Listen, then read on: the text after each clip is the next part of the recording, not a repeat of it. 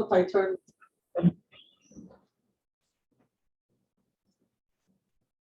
Good evening, everyone. Wednesday, September 28th. It is actually 7:34, and we will be starting the meeting. We will start with the pledge. I pledge allegiance to the flag of the United States of America and to the republic for which it stands, one nation, under God, indivisible, with liberty and justice for all. Okay.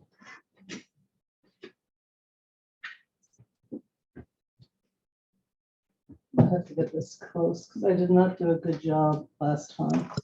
All right, folks, we're going to get started with the meeting. I know we don't have to do it, but announcements. Right to left.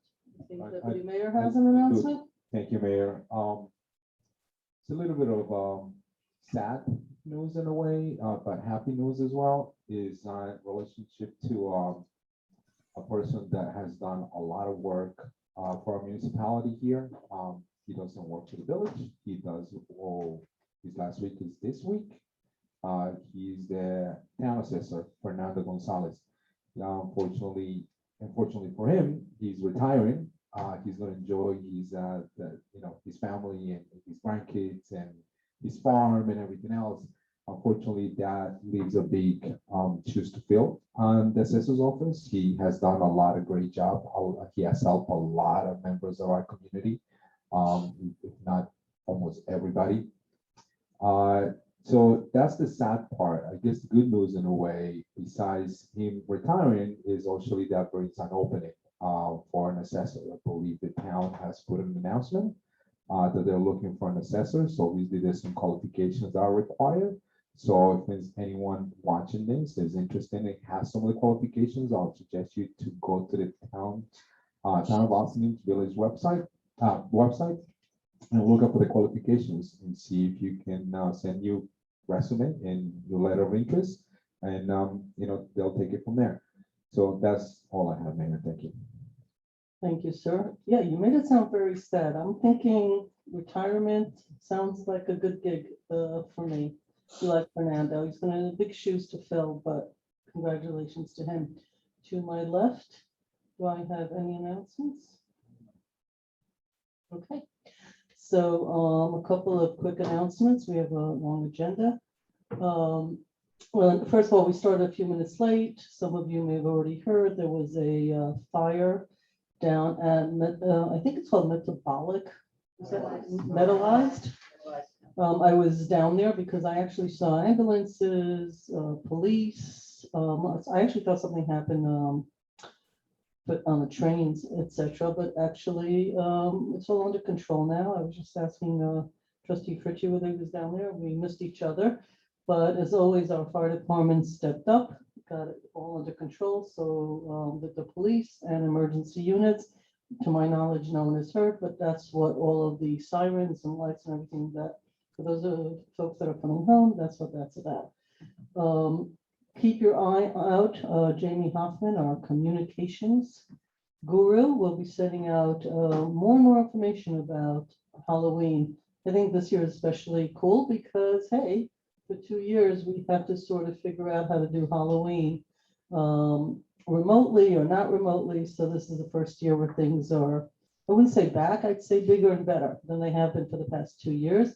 So please keep your eye out on that. And lastly, not so much an announcement, except that I received calls today about letters that were sent by Con Ed and Sustainable Westchester about a lot of the energy bills. One of the things I'll bring up, I think, in new business is to see if staff can be helpful in helping our constituents, our public, to better understand the letters that were sent and what Austining as a municipality did with Sustainable Westchester and what actions people might or might not take. So I just wanted to sort of put that in an announcement because I think it's hitting people's pocketbooks, or people realizing. I personally took me an hour to read the mailer. I found it very difficult to get through. So maybe others smarter than I found it easier. Maybe the staff here has greater understanding. It would be appreciated. So I just want the public to know that we hear you. I don't know if my colleagues received calls or emails or texts. I think that some calls were made to you, Maddi. So if we could address that'd be great. I just want the public to know that they're being heard by their elected officials. So that'll be great. Okay, if there's anything else we forgot, we'll bring it up later. This is a work session. I am very excited. I guess village manager, are we starting with IFCA? We are starting with IFCA, and I'm going to speak really loud because I'm getting texts saying that we're not speaking loudly enough. So even though that sounds weird to people in this room, I just want to make sure those of us out there in TV land can hear us. You sound amazing. Thank you. Welcome. So it's with great pleasure. I'd like to introduce Executive Director of IFCA, Jackie Shaw, to discuss the contract renewal. Most of you know we have a contract with IFCA, the Interfaith Council for Action, which is our affordable housing nonprofit here in Hosning, and they implement our affordable housing policy here. And that involves a lot of different tasks that they do exceptionally well. And with that, I would like to turn it over to Jackie. This is a contract that's not changed from last year. It's the same contract, but just to provide an overview of the services that they provide, I think is helpful for the board and the community to hear. Thank you, Village Manager Dettori. Good evening, everyone. Nice to see you all. Sorry I couldn't be there in person. A lot of meetings this evening. So again, my name is Jackie Shaw, and I am the Executive Director of IFCA Housing Network. For those of you who don't know and are watching, IFCA Housing Network, nonprofit, affordable housing. We were incorporated in 1968, so we've been around for 54 years. We have 15 properties, 14 of which are in Ossining, 1 in Tarrytown, so that's 92 units of affordable rental housing. We also have partnered with the county to provide 15 transitional housing units in Peekskill. We do not own those, but we do manage those for the county. IFCA's primary programming is affordable housing, but we also have a financial empowerment program. Here comes the shameless plug.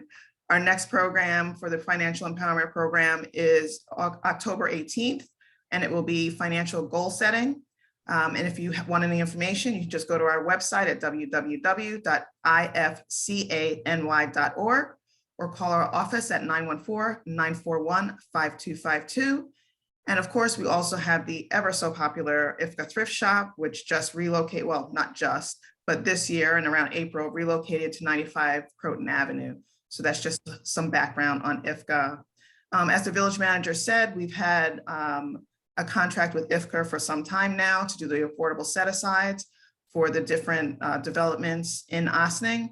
The contract that we have is unchanged from last year. Some of the things we do as part of our task for the affordable set-aside is any marketing and outreach when a vacancy comes about. We do applicant eligibility review. We maintain a wait list. We qualify applicants. We do annual tenant recertifications for any lease renewals.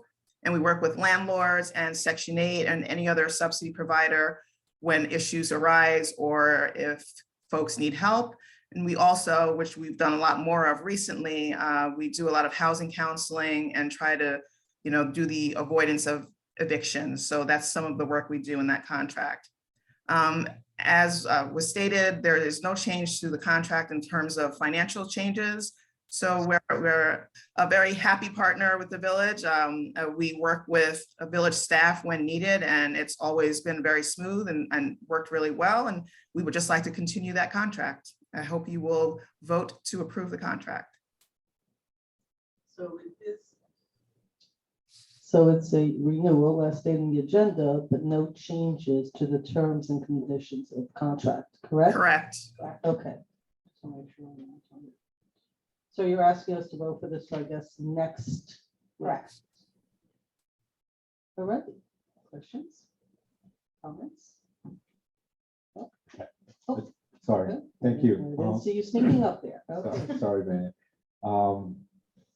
Thank you, Jackie. It's actually, IFCA does an excellent job in our community and obviously in all the neighborhood communities as well in regards to this. What do you actually do?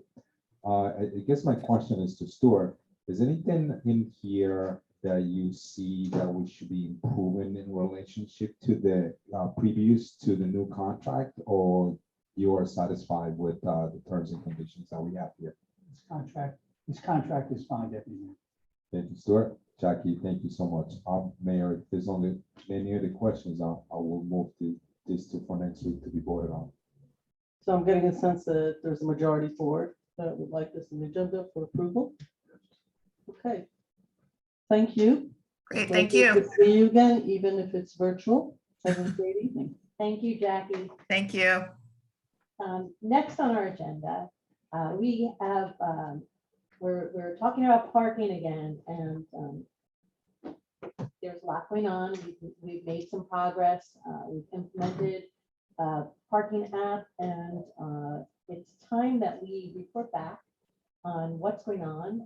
We also have some other changes related to parking in the works, and I'd really like to thank Assistant Village Manager Maddi Zachacz and our clerk, Sue Donnelly, as well as members of the police department, Brendan Donahue, and others who have been working on this initiative.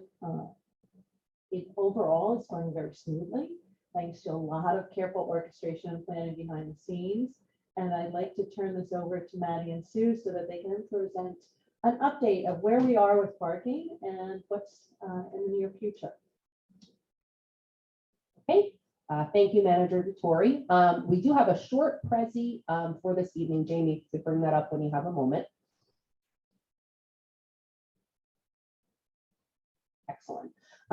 So I'm sticking with this format. I hope everybody's okay with it. But we had spoken a couple months back about the 2022 parking program, which I am proud to say, and due to the effort of several people besides the board in this room, pretty much everyone in this room, we have been making phenomenal progress on a little bit slower than I think our very aggressive timeline at the beginning, but we're definitely making good headway.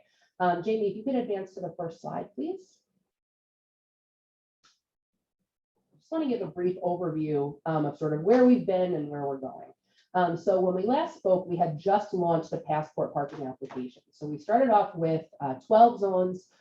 Very shortly after, or actually a week before launch, we took away one of the 12, which was just outside of the restaurants along Croton Avenue. You may recall the 3 parking spaces, they were their own zone. So we launched 11 zones on April 26th. We're going to talk a little bit about what our experience has been so far using the app.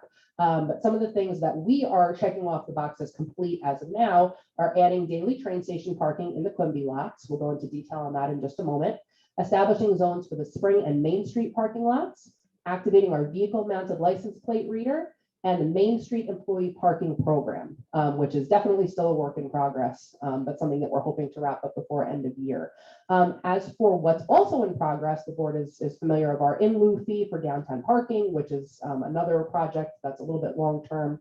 The planned development of the Main Street lots and offset parking. The board is familiar that for one of our DRI projects, we put forth a multimodal transit hub, which has parking, EV charging, and hopefully some electric bicycle charging as well to go on the veranda flat. And then finally, the adjustment of meter timing. So we'll talk about that a little bit later on the presentation. But going forward, just to talk about our year-to-date experience with Passport, it's been quite good. So as I mentioned, we launched our first 11 zones at the very end of April. So I ran a report as of the end of August, just so that we're talking in round figures. We had 2,315 unique users to the app, which is pretty good. Especially when you consider that we've had 4,776 transactions, including 194 extensions. One of the reasons that we went with Passport as opposed to something like Park Mobile or Pay by Phone was for the free extensions, which is not as important right now because most of our parking is short-term parking, 2 hours or fewer. But as we get further in the presentation, you'll see why this is important. Basically, every time you go to make a transaction in the Passport app, it charges you 25 cents to make that transaction. However, if you're in a situation where you're still in the barber chair 2 hours later, you're like, oh no, I'm not going to be able to run outside and put more money, in the meter. I'm not going to get out in time. You can get an extension through the app and you don't pay again. All the other apps, they make you pay every time you need to extend, which is a huge benefit of this one, which you'll see as we talk about adding zones that have a much longer duration than the 2 hours. The average parking amount, again, because most of our spots are 2 hours max, is just a little bit under $2. And our net revenue for May, June, July, August is just over $7,000. And again, that's the net revenue. This is paid for by the operating cost, by that 25 cents that's charged for each individual transaction. So far to date, the village has spent $0 to implement this program. This is free, obviously, but for the staff time, but for our parking enforcement officers, but we were paying them anyway. So basically, this entire system has been free of charge thus far. Jamie, if you go to the next, please. So I know this is a little bit hard to see. We can zoom in and I can email this to the board separately, but this is a breakdown of all of the zones that we started off so far. So you can see each one is color coded here on the screen with the number of the zone, as well as the name of where it is, which comes up in the app. And you can see on the left-hand side, the transactions as of the end of August, how many in each zone. So you can see, obviously, in a surprise to absolutely no one, Upper Main Street and Church Street is the one that's being used most often. But it also has the most number of spots. There are about 70 spots in that zone, whereas in all the other ones, you have many fewer. Jamie, if you could go actually backwards one. Oh, nope, nope, nope, nope. Nope, nope, nope, nope. Yes, okay. One more. Okay, right here, perfect. So as I mentioned, the 70 spots in Upper Main and Church, that's this Church Street, has 42% of all transactions. Proportionately though, the ones all the way at the top of Croton Avenue are the least used. And basically I took how many spaces there are, divided that into how many transactions there were to try to get that proportion number. But the spots on Lower Croton Avenue actually did very, very well, which was a little bit of a surprise to me. I was thinking Main Street would definitely be the most. But Croton Avenue is getting right up there. So in the most surprising finding, the spaces in the municipal lots, which are the ones here at this building, the 5 spaces here, as well as the ones in municipal parking lot 9, which is right on North Highland Avenue, just opposite this building. Proportionately, for the number of spots, that zone got used a huge amount of times, which is very, very surprising because that's short-term parking. You would think that because we're making people pay for an hour max, even if they're not allowed to use an hour in the parking space, they're still willing to use it, which I think is a good argument for how convenient folks have found this, because even for something that, you know, is a very short-term parking, they're willing to pay the extra to not have to use a quarter in the meter. So I thought that was an interesting finding. Again, happy to you know, expound on this or share the tables and any report that we need run, but this is just sort of a brief overview of the program year to date. Okay, Jamie, if you want to go forward. And if anyone has questions, please interrupt me, because I do have a question for the previous slide that you were talking about, the revenue that we had in May, I believe you said. Akron Avenue, you said about $7,000. that's for the whole program for the 4 months, right? Last year, before we used this, what was that comparison? Impossible to say, and here's why. So right now what happens, and Dale could definitely expand on what the actual process looks like. Right now, they collect the cans when they think they're full, and it all goes into the same bucket. So that's why when you get later in the presentation, I'm going to talk about some of the changes we want to make for the 2023 budget year so that we can bifurcate exactly what money is being used where. So we can say, this program is for the birds. We don't want to do this anymore. We should really spend our time focusing on X, Y, and Z. So we'll get to that in a little bit. But does that answer the question? I think so. Yeah. So we know overall that what we make in an average year at the parking meters is, you know, 2019 is our best last full year. It's about $75,000. So we can go back further in time. We budgeted much less for this year, even though it's more than what we budgeted for 2021, but we're coming in pretty strong. I think we're going to hit the number, particularly as we get to later in the presentation when we start talking about how some of the clerk's revenues are going to be positively impacted. I think we're going to see us hit our numbers.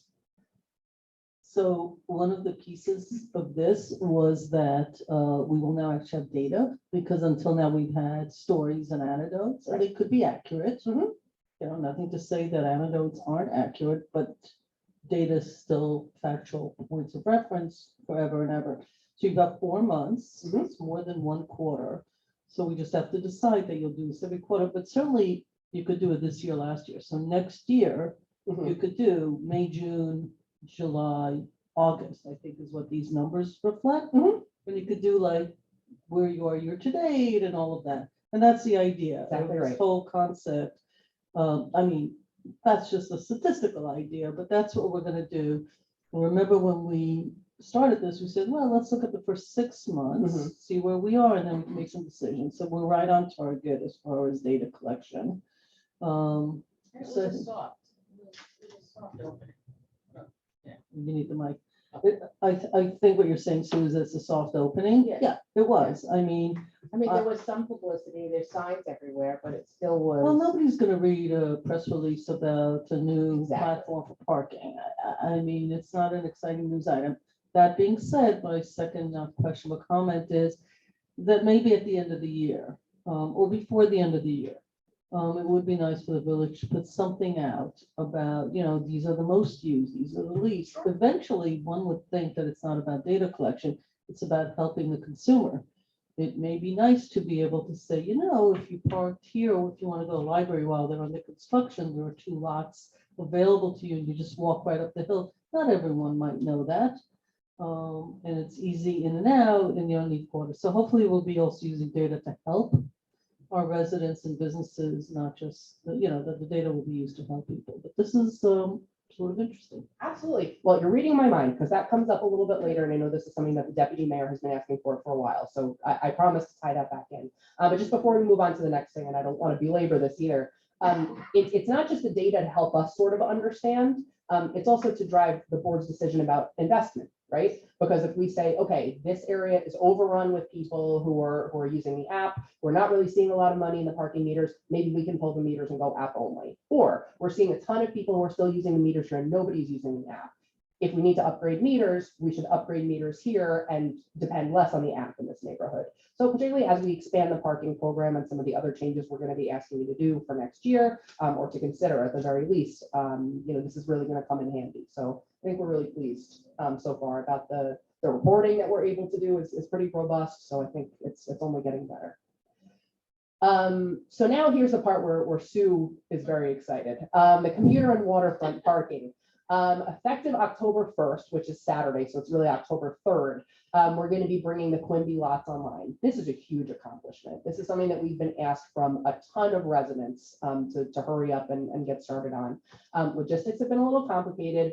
Thanks to Stuart Kahan for helping to navigate us through this. There's absolutely no way we could have done it without him. But you can see on the map here, Jamie, if you click forward, it'll zoom on the map just a wee bit. I'm assuming we now have the opportunity to give Mr. Kahan an all expense paid app that he can park anywhere without having to pay. Yes, sure, why not? Mrs. Kahan is very happy. So this is actually a map that was provided to us by Metro North that sort of denotes what the parking over at the train station looks like. Jamie, if you can pull back just a little bit, I'm sorry. You see the area in yellow that's highlighted to the left-hand side of the screen. Those are all the spots that are administered by Metro North. Everything else in red is Sue Donnelly's domain. So now if you scroll over a little bit to the right-hand side, the 2 areas when we talk about Quimby East and Quimby West is going to be at the top of the screen. You see a little bit, sorry, a little bit back. You see the number 8. Oh boy, I'm getting seasick.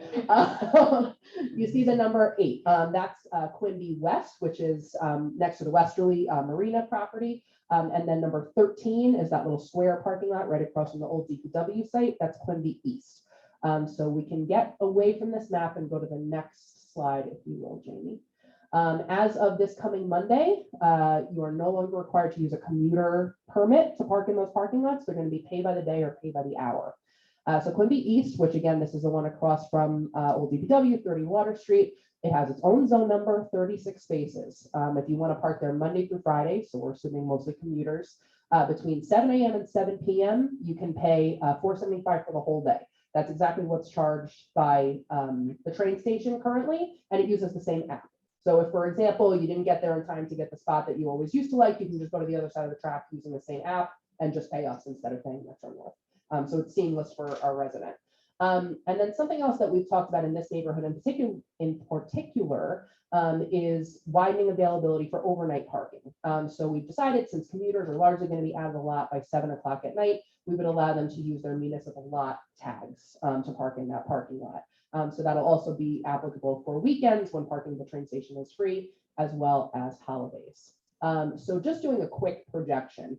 Right now, $475 a day, there's 36 spots in the parking lot. Say 25 of them are full on any given day. 25 have been paid for. We're talking about $30,000 in revenue in this parking lot over the span of the year. And that's only at a little over half capacity.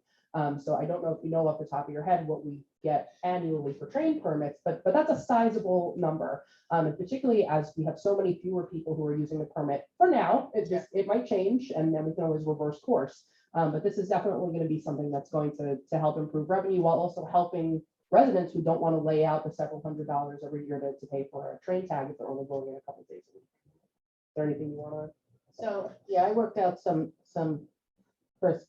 numbers also, and using when you see all of the different lots and where it is, where we're going to have $1 an hour and you can park there 24 hours for all the people that want to go downtown and stay at night, and they want to stay late at night. Please remember that presently we have no parking in our train station overnight. Our train station tags, parking lots are not overnight parking lots.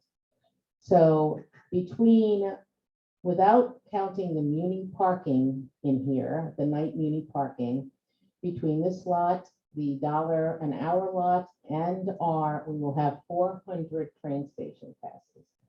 We just sold our 400th train station pass. Though some of those people will want this because they only go downtown 3 days a week. So they would rather pay $475. They've said it to us many times. So some of them bought their train station pass and they're not going down. They don't predict going downtown every day for the longest time. Okay. So we think and you'll see this when it comes around what we're projecting for budgets and stuff. You'll see that we project that we will make just about the same, if not more, than our current budget for train station in those 3 situations. So for that second big bullet, evening 7 p.m. to 7 a.m., what do you need to park? That's that again, it is ours, but it's not, we separate muni parking from train station parking in the clerk's office. That would be a muni parking. So right now that we have more people muni parking than we have parking spots. So I think the people down in that area would buy a overnight muni park, so they didn't have to park on the street. They didn't have to find different places to park. So I think we'll fill that lot up at night with what's called municipal parking night, the night part of it. I see no problem. How much are those? Those are, and I apologize, I don't have the number right off the top of my head, but I think it's $70 a year. It is $70 a year. The day is more expensive. The day is much more expensive than the night. So $70, but if you fill those spots up, and muni parking isn't by lot, it's first come, first serve. So some people, especially the residents that live down there now, people that are over in Harbor Square are always looking for a second car spot. I think that will fill up quickly with, as our other overnight parking does now in the muni lots. Yeah, and just to pig pile on that, we get phone calls from the folks who live on Water Street regularly, who say, because we don't have any short-term parking in the neighborhood, because we don't want train station people to use the short-term parking that's supposed to be for residents, those folks have to move their car every 2 hours. I know there's one person in particular who was recovering from a surgery who was saying, I'm just going to pay the ticket because I cannot go down the stairs and pay, and move my car around every 2 hours all day long. So this is going to be fantastic. I think this is going to be a huge boon for folks in that neighborhood, and then also for our commuters. And again, this was free to institute. So if in 3 years we find ourselves in a very different situation and we need to backpedal, we change it. No harm, no foul. The whole thing is fluid. No, I agree that the folks who live on Water Street are going to really benefit. How will we tell them about this? So Jaime is ready to go. We have a lot of things that we're going to be putting out, between social media, the mayor's message, the web blast. And then, we are gonna make some pretty big signs to go down there. We have been a little slower with the signs, some supply chain issues have reared their ugly head yet again. We have spoken with parking enforcement, so they understand what the rollout of the plan is to be. We will make sure that folks in that neighborhood are well informed about the fact that this is a new option for them. If there are no other questions, we can move on to the New York Islanders zone, as I believe it's. The thing that I'm not seeing yet, so if it's later on, I apologize, you'll just tell me to wait. The naming of all these lots so that humans can understand and Done. they can refer. Okay, great. So it's later in the presentation and It's actually not in the presentation, but as part of the local law that was passed, Stuart did a fancy little red line job. So that work is already done. So when we get to the wayfinding project, which is going to be in spring of next year, we'll be able to actually put up signs that say the names of the new lots, which will be consistent with the law, and then we're done. spring of 23. Jamie had something to do with that, or the Islanders? Oh, just wait for it. So Quimby West, this is a similar concept, but this is for folks who might be going into the city and staying later at night for perchance an Islanders game. So this was something that was actually brought to our attention by one of our trustees, and it was a really good point. What if you want to go into the city, you want to use the app, you get there later in the day, you can't park on the west side of the other side of the tracks, and you need to be there until 1 or 2 o'clock in the morning. This is your solution. So all these 21 spaces are going to be $1 an hour for a max of 24 hours, and you can only pay through the app, and that's all the time. So whether you're going on a train into the city, whether you're taking a walk to the boathouse or 3 Westerly, or you want to go take a walk in the park and you're going to be there for a little while, this is parking that you can pay for, and so hopefully this will alleviate some of the congestion for the restaurant. We're hoping that this is going to help us out in that neighborhood a little bit too. As far as revenue implications, we haven't really gotten started in earnest on the budget discussion yet, but Sue and I have sort of discussed for both of these parking lots, how we might allocate it between clerks, revenue, and other. So we're still working on that, but since the majority of this is expected to be commuters, this is likely going to be majority clerk's office revenue. It all goes into the same pot, but just so that we can sort of measure, trends in one line or the other. Any questions about this one? And is the police involved so that there needs to be real enforcement? Because especially the late night, I'm envisioning people not really paying unless we have police cars that go by and zap the car and see that it's, that they didn't pay. What's the matter, Sue? No, I would like to see enforcement across the board. If we don't enforce, we are all wasting our time because the residents of Water Street won't get to it. The people living at Westerly who live in luxury homes, who have to pay for parking will simply be able to pay less. That's not the point of being equitable to all our residents. That's not the intention. So the only way to manage it is that things have to be enforced and we have to figure out. We say that you can only park for a certain amount of time and you exceed it, you have to get ticketed because this is like dirt cheap. This is like, by any stretch of the imagination, not a lot of money for anybody. So I just need to know that the police were involved and I need to figure out how we enforce all of this, because Sue is right. All of this work will be for nothing. And I appreciate that we have a restaurant that doesn't have enough parking. I'm glad that they're doing well, but a lot of it is employees that should be able to park and walk a few hundred yards, not the end of the world. Our residents need parking and our businesses for their clients. So I'm hoping that the data will also show users, we'll see who's using it, but the enforcement. I I think completely has agree. to be- This is all for naught if we're not a well-oiled machine. I couldn't agree with you more. I will say because of some retirements over last year and then having trouble, filling those spots, we have been a little bit short. We do have 3 folks who are dedicated to parking. That's their entire job. While also the police, can certainly be writing those tickets. We have 8 of the handheld devices. So if, both parking enforcement officers have them, and now we have the van, and then we have 8 to go in the individual police cars, we should be well covered. Yeah. So, sorry. You wanted to say something? First, thank you for the presentation thus far. Informative as always.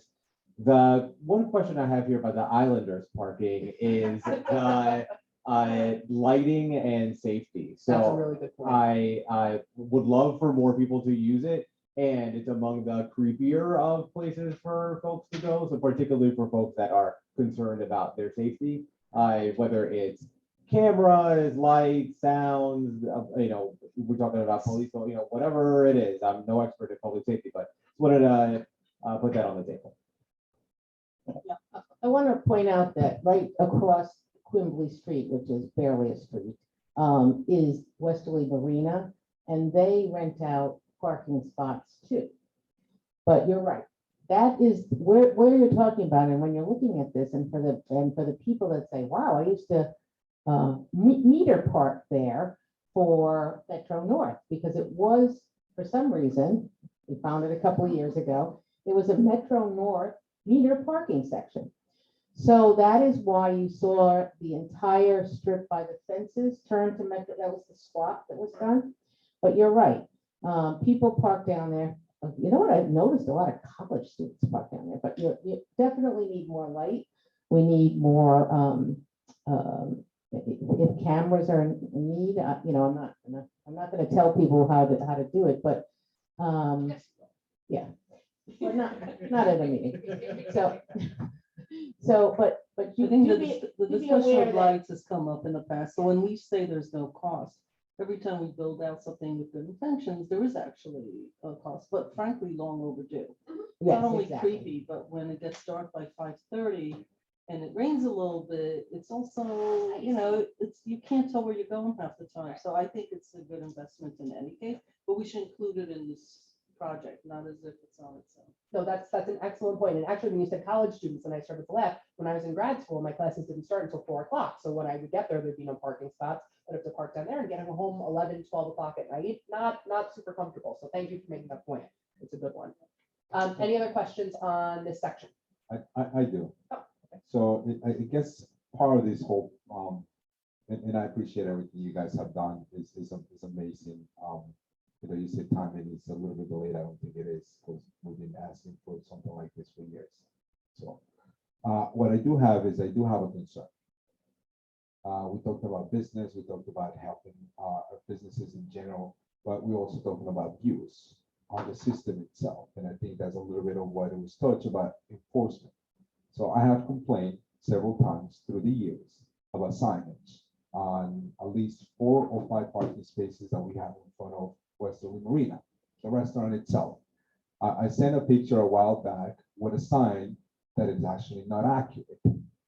So when are we going to be addressing signage in general for people not to abuse? Because it is effective to communities and to people that use the parks. Right. And the signage you're talking about is in front of 3 Westerly, Correct. not the Western Marina. But I'm sorry. 3 Westerly. Yes. 3. I just want to clarify. So Yeah, Westerly sorry, Marina yes. doesn't. No, yes, correct. I'm sorry. I Yes. know just where you. And I know exactly what you're talking about, how in the original plans, there's supposed to be for park and restaurant use in the front, and those signs seem to be missing.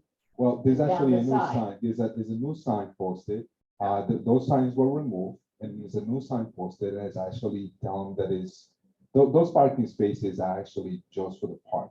They're not for the restaurant. Oh, because it's a restaurant sign. Exactly. Yeah. So either I we think did it or they did it, but someone needs to fix that. you know that we didn't do it. So Trustee Casada? There we go. Yes, sir. There he is. Hi, Maddie, may I jump in real quick? Please. I think the spots right off of, that you're referencing are the ones that are pull-in spots off of Westerly, correct? Right in front of the restaurant site parking. Yes. I think in the, and we can check on this, so please don't take this for certain, but I think in the planning board site plan, those were spots designated for the park and restaurant use.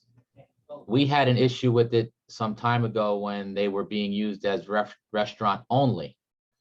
But the signs that we hung there, and I believe are still there, because no one's told me otherwise, are reflect that it's a dual use park and restaurant. But I think if you look it up in If it gets looked up in the site plan, you'll see exactly where the spots are that, it's more than just the 8. There's 8, there's 4 and 4. Yeah. Around that time. There was also some up the side too of the property. The spots up the side along the fence were, there was some temporary spots there that when we were Okay. having the construction, and then after the Okay. construction, and again, I don't have it handy, but we can look into it. If you just, facts are friendly, so if you just look at the site plan, it will. Yeah. Well, again, if that's not the site plan proper, that was that tri-party agreement between Metro North, the developer, and the village when they did that whole site plan parking space swap. And then once the plan was finished, everything reverted back to what it was, and that's why those other spots were lost back to Metro North. So thank you, Paul. If you don't, if whoever wants to do this, and I will double check myself, my records, but that's not my recollection. But if I'm wrong, I'm wrong, and I will apologize for my mistake on the next meeting. But if you guys couldn't mind checking that, because that's not my recollection. And I'm gonna leave it as that, because I know Maddi has more of the percentage. We can check that. That's not a problem. Thank you.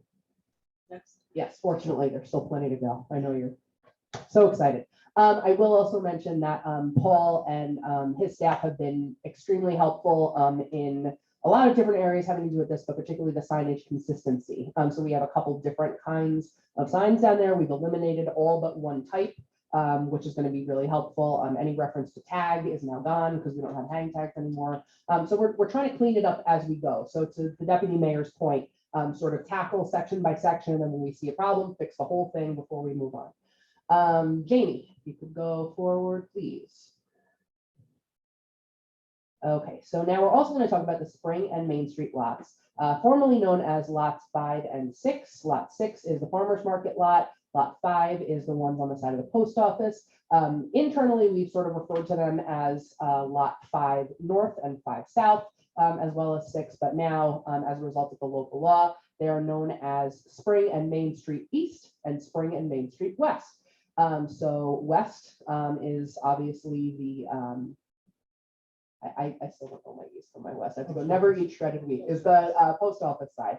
So the one side has their zone, and then the farmer's market side has a zone. And basically, this is something we've been working on for quite a while. This comes out of the parking study we did with Nelson Nygaard that basically said, you know, this is our most valuable real estate with regards to parking. And this is not about revenue so much as it is of control over our parking spaces. In order to encourage people to only take the time that they need, it was recommended that we, you know, charge again $1 an hour. So it's not a huge amount of money, but just to keep cars moving, so that people are only paying for a spot when they need it. We were hoping to have this happen at the same time as the train station, but again, because of the signage delay, we're going to hold off a month. Reason being, we don't want people to not know what to do. The whole point of this project was to make it easier. So we don't want to do this in a way that's going to confuse everyone. So we're going to start at the train station, then work our way up the hill until we have all the signs in place. But basically, it's going to be pay by the hour between the hours of 10 a.m. and 8 p.m. This was also an adjustment that was recommended in the study based on the usage maps, which we'll talk about a little bit. But basically, between 8 a.m. and 10 a.m., we don't really have a parking problem downtown. So it doesn't really make sense for us to be regulating it or charging people. And then you can also encourage people, hey, if you need to go run your errands, your dry cleaning, pick up a coffee first thing in the morning, feel free to park, you know, for 2 hours on us, because we don't really have a problem right now. And if that changes, we can always pivot. We updated the local law to be consistent with practice, which is now the farmer's market is year round. So parking on the east lot will be restricted every Saturday between midnight and 2 p.m. We'll have signage for that. And everything that was a permit spot will remain a permit spot. Because we know there are still people who depend on those parking lots if they work from home or if they have an unconventional job schedule, they need to be home during the day. Those spots will remain permitted at all times. So for daytime and nighttime parking. Something that is not on this slide is that similar to what we talked about at the train station, once 8 o'clock rolls around, we'll be able to use these spots for the muni permit. So again, helping the folks in the neighborhood have someplace inexpensive to park their car overnight, which currently is not allowed. Okay.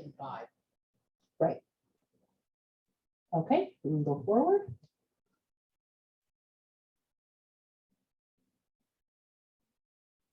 Main Street employee parking. This one's a little bit complicated. So we're only about halfway through this one. It became a little bit more troublesome than I think we had envisioned. But basically, one of the comments that we also got during the parking study was, we have a lot of employees who work in our downtown. They need someplace to park for a long period of time. It's not really nice to make them pay for parking because they're obviously here to work. So what can we do to help some employees at least to offset that cost? So working again with Nelson Nygaard, we came up with a Main Street employee parking program. This is going to basically be all the way down Central Avenue. It's about 36 spaces, though they're unlined for about half the street. So that's an estimate. But basically, they will go through the clerk's office. They will substantiate that they're a regular employee of a business on Main Street. For each quarter, we will sell them an inexpensive permit. We're thinking probably about $20, something along those lines, so that they could park all the way down Central Avenue for an 8-hour shift for free. And so basically that'll be within the license plate recognition software. So it's not like they'll have to hang anything in their window. It'll be as simple as all the other parking that our enforcement officers are administering. Their plate will be scanned. They're part of the program, move on to the next car.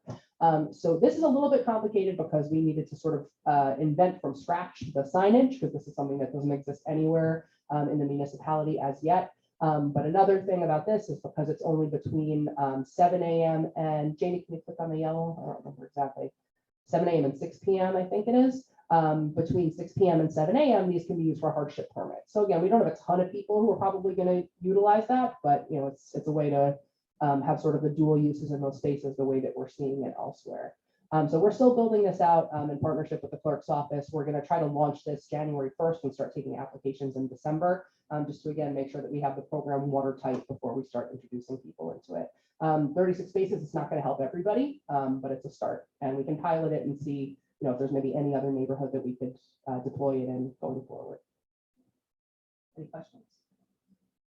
I think this is great. I think it's great intentions. I am concerned.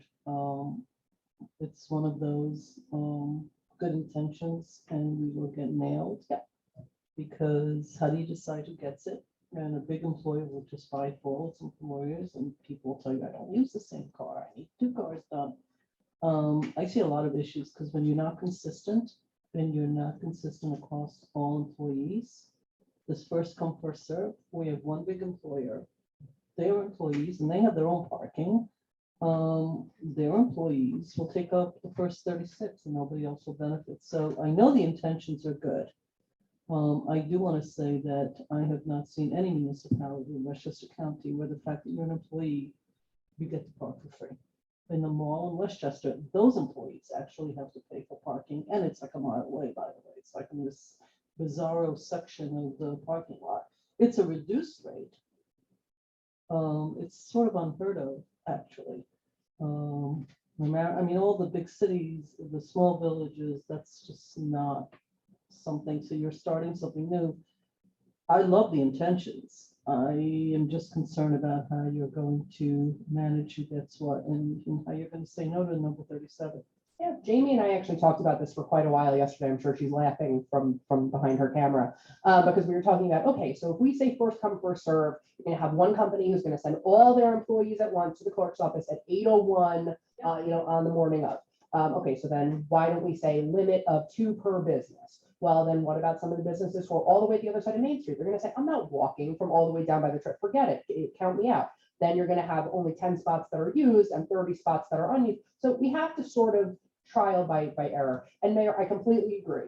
I'm sure that there are going to be people who are going to say this is unfair. However we do it, there's going to be something problematic about it. I think this is a good place to start. Because right now we have people using that area, and it could be anybody. It could be folks living in the neighborhood. We have no way to regulate it. And we do want to offer that as an alternative for people who are working in the neighborhood. We could change it from $20 a quarter to $50 a quarter. So it's not free, it's nominal. The whole point is to cover the expense of the clerk's office's time in inputting the application. So again, not set in stone, work in progress, but something that we're hopeful to debut in January to start taking enrollment in December. So we have some time. I like the idea. Like you said, it's more nominal than free because they do have to pay. And if you're looking for ideas, I'll throw an idea out there where you would have, it's essentially monthly. So you say the first month business up to 5 spots per business. The next month, you can petition for another 5 spots until all the spots run out. So that if you have a big employer, they could conceivably get more spots if they're available, but it gives at least 4 weeks for other businesses to be able to get it there. That's an idea. I love it. Thank you. So We're- Oh, I'm so sorry. Yeah. on that line, and I think that's a very good idea. I think Dobbs Ferry does something similar on those lines. My concern is the overnight portion of this. And the reason why I'm saying that is because right now it's really, like you said, not many people may be able to take advantage of that. Mhm. Not my concern, I guess, just an idea or concept that we have it in the agenda. Another project is 30 Water Street. And that's gonna be literally right in front of that. That's right. So that's something that I don't think I wanted to talk about anything. I just want to say that's something that's gonna change and is gonna morph to something maybe totally different. Absolutely. So just keep that in mind. Completely agree. If there are no other questions on I'm this. just, I Oh, I'm will sorry. add, yeah, it's quite all right. It's been a topic for years, so it's amazing, good stuff going on. That some of these projects should be listed as either a pilot or designated as something else. Because while you think that it's easy to backpedal, once people get used to something and you give them something, taking things away from people is very difficult. Because you want to fix it or do it differently. So I wish there were a way to call this like a STAR program or a pilot program. Not everybody understands a pilot. Some language that says we're trying this out for 1 year, 2023. We'll just use that because we're learning from it so that people's expectations are set. Not everybody's going to get it, and the employers will. And we're going to learn from it, and we're going to see, and blah, blah, blah. And then the following year, we'll make, I think you have to set it up that way.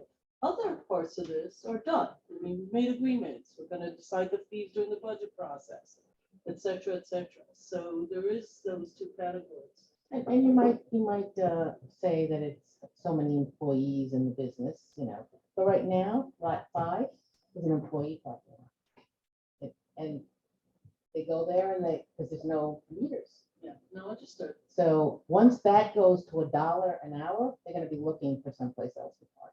And you're right, call it, I know pilot is a hard word. Whatever, Whatever. something. Test run. Test, 2023 test.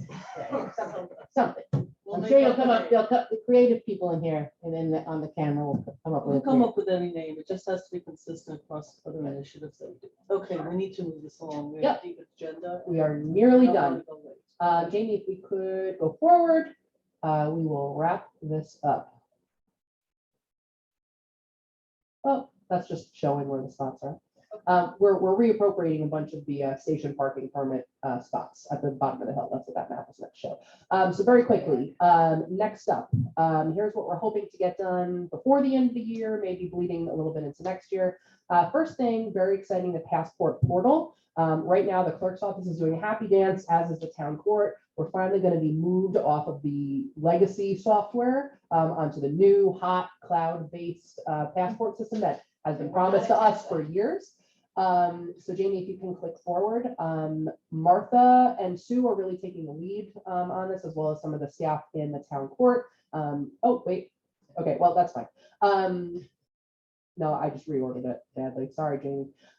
So they have. Which one do you want me to click on? Passport portal, please. Portal. No problem.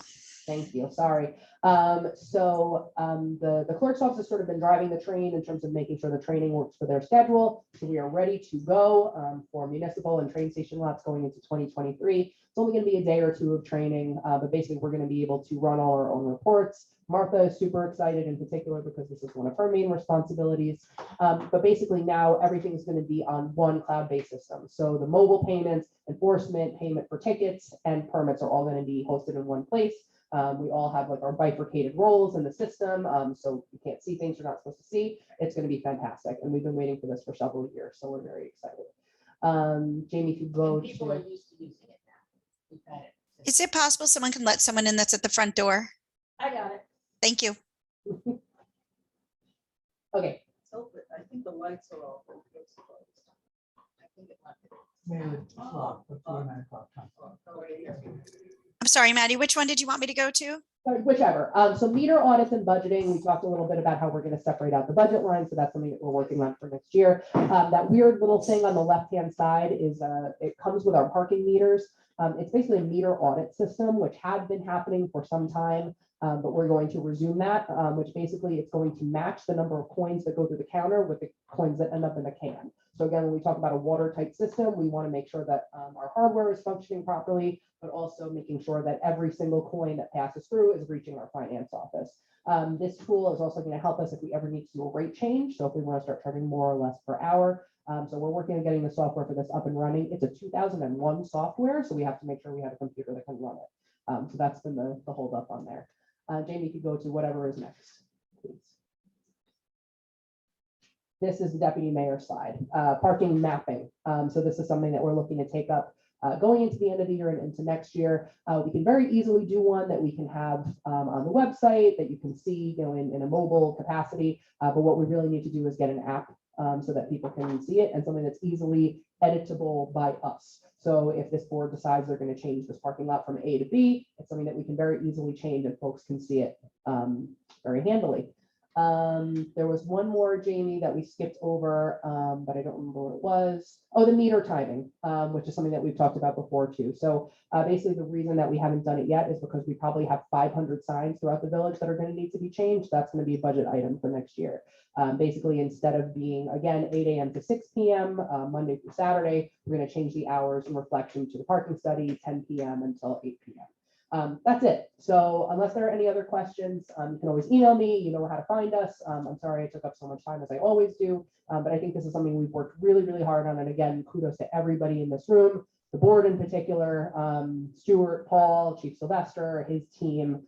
This has really been a village-wide effort, and it's going to see dividends for our community. And I'm really, really proud to have been a part of it. So.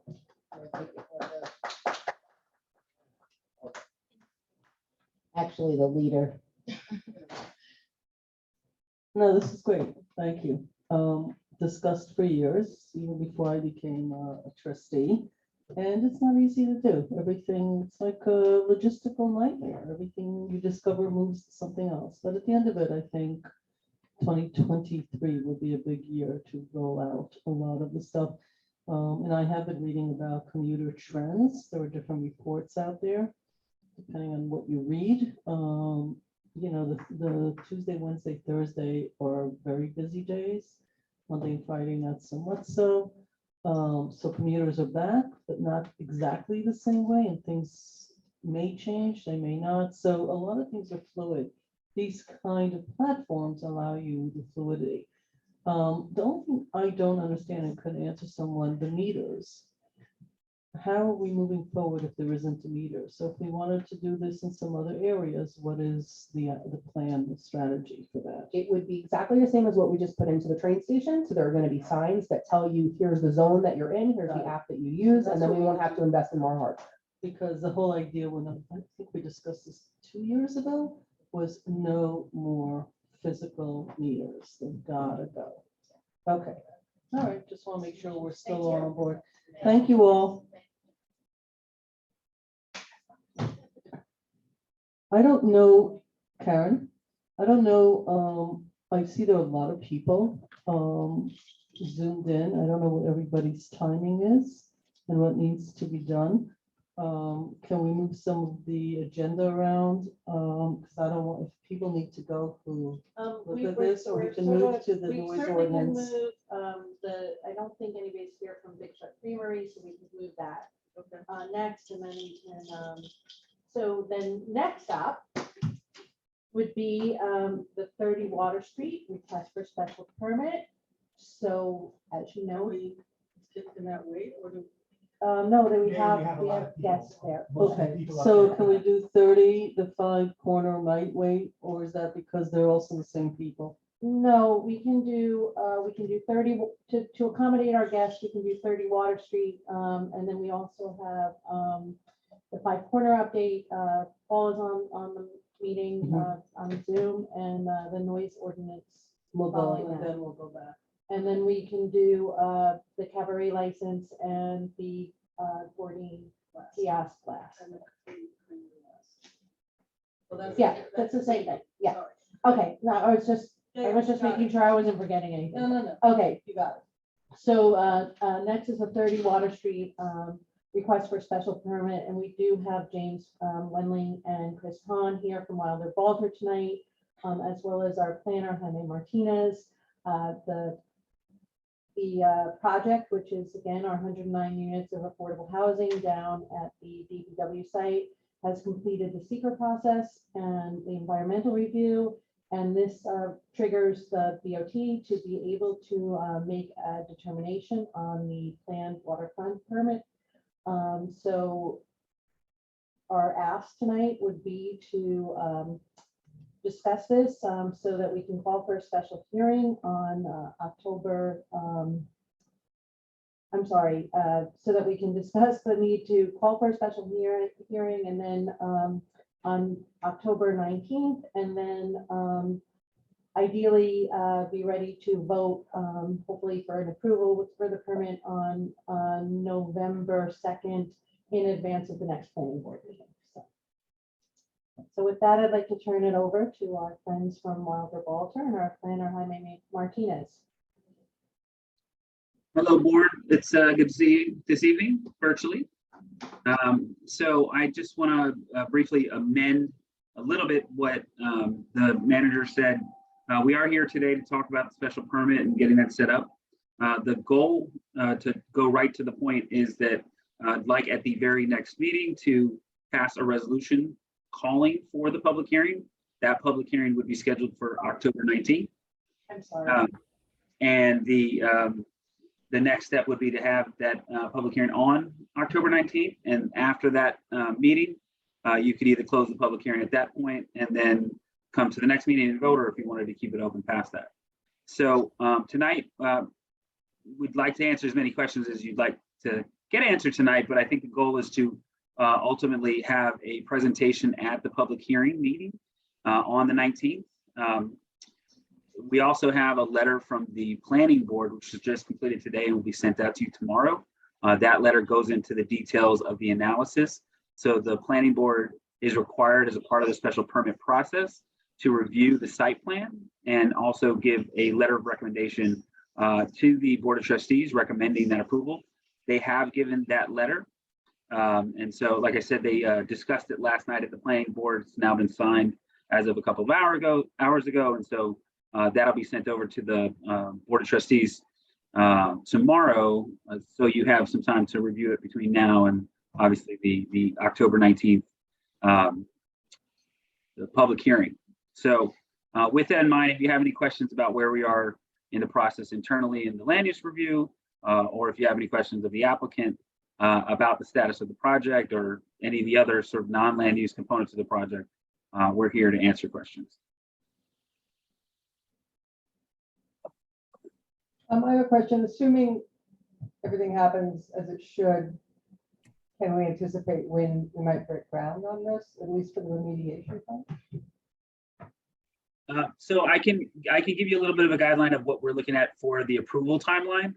The guess right now is that for us on the land use side, if everything goes according to plan, the planning board should be in a position to vote on it in November or December, depending on the conversation over the next couple of months. From that point, I think, Jim, you had mentioned that there is a timeline that you have sort of penciled in for how long it's going to take to get to closing and breaking ground. Yeah, with Westchester County and HFA, we'd be looking to break ground hopefully in the back end of the first or second quarter of 2023. So we're penciling in April-ish right now, depending on, as Jaime said, the approvals and us getting to the finish line with the agencies in Westchester County and everybody else.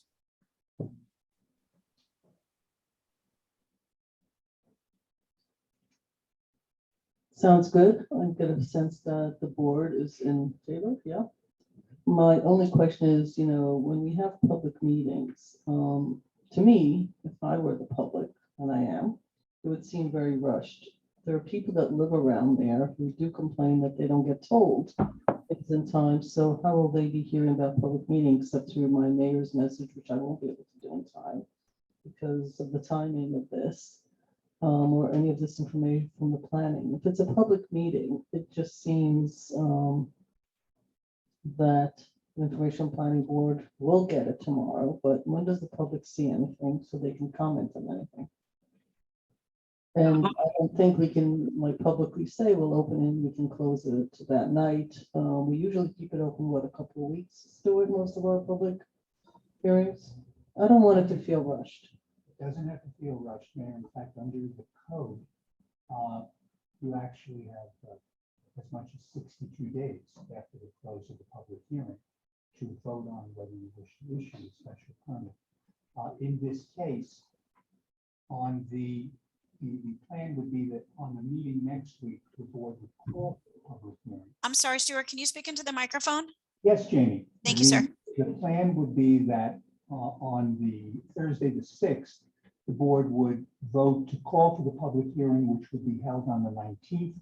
The board on the 19th could make a determination that they would want to keep the public hearing open for potentially until November 2nd, or at whatever time the board wanted to keep it open to within that 62-day framework. So that would be, that's really the board's call. And certainly the board could also invite comment before at bot.villageofboston.org if it wanted to have those comments with regard to specifically the special use permit and the compliance with the local waterfront revitalization program. The special use permit here is with regard to density, so that folks know that, because as the board may recall, the density without the permit is 15 units per acre. With the density bonus, it can range from 22 up to 32 units per acre.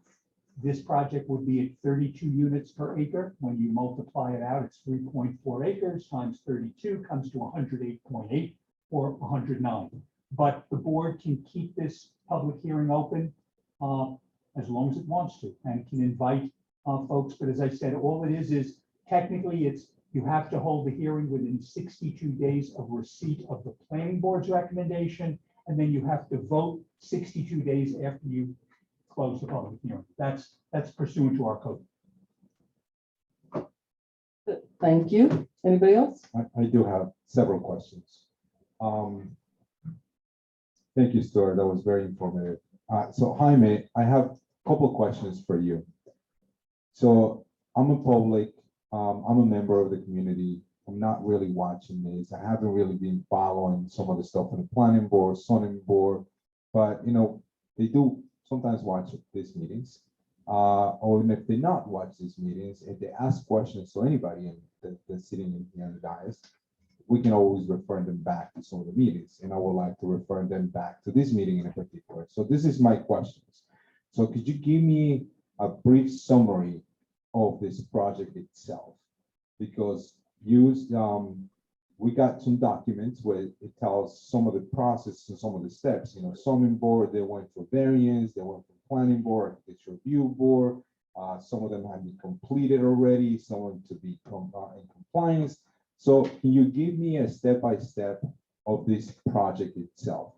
And could you also explain to us, because we talked about a special permit, but I would like you to specify what is a special permit and what is this applicant asking for us to do? Even though Stuart explained that already, but I want you to give me a little bit more detail because the project itself is about 109 units. So can you pretty much give them a little more detail when you talk about the special permit process and what does that look like for this particular project, please? Yeah. So the brief summary of the request is outlined in the staff report that I supplied. It's 109 units, residential units over 109,760 square feet of space with 14,521 square feet of common space, 3,170 square feet of retail space, 3,750 square feet of community space, and 15,065 square feet of parking space, with 23 spaces in the building for a total building size of 138,862 square feet.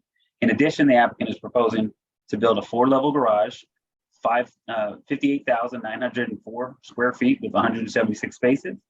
The 4th floor of the garage will be a public municipal garage with 45 spots. The applicant will also be performing a brownfield cleanup on the site and creating a linear park along the Sing Sing Kill and connecting the park under the Central Avenue Bridge to the Sing Sing Kill walkway.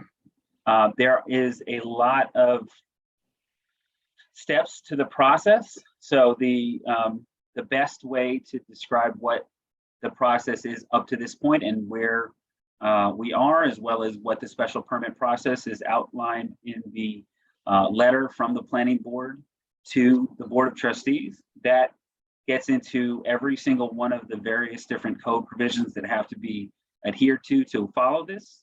It gets into the details of some of the high level details of the seeker determination, the site plan application, subdivision code. There's code connections to every single one of those, along with links back to the code to follow that process.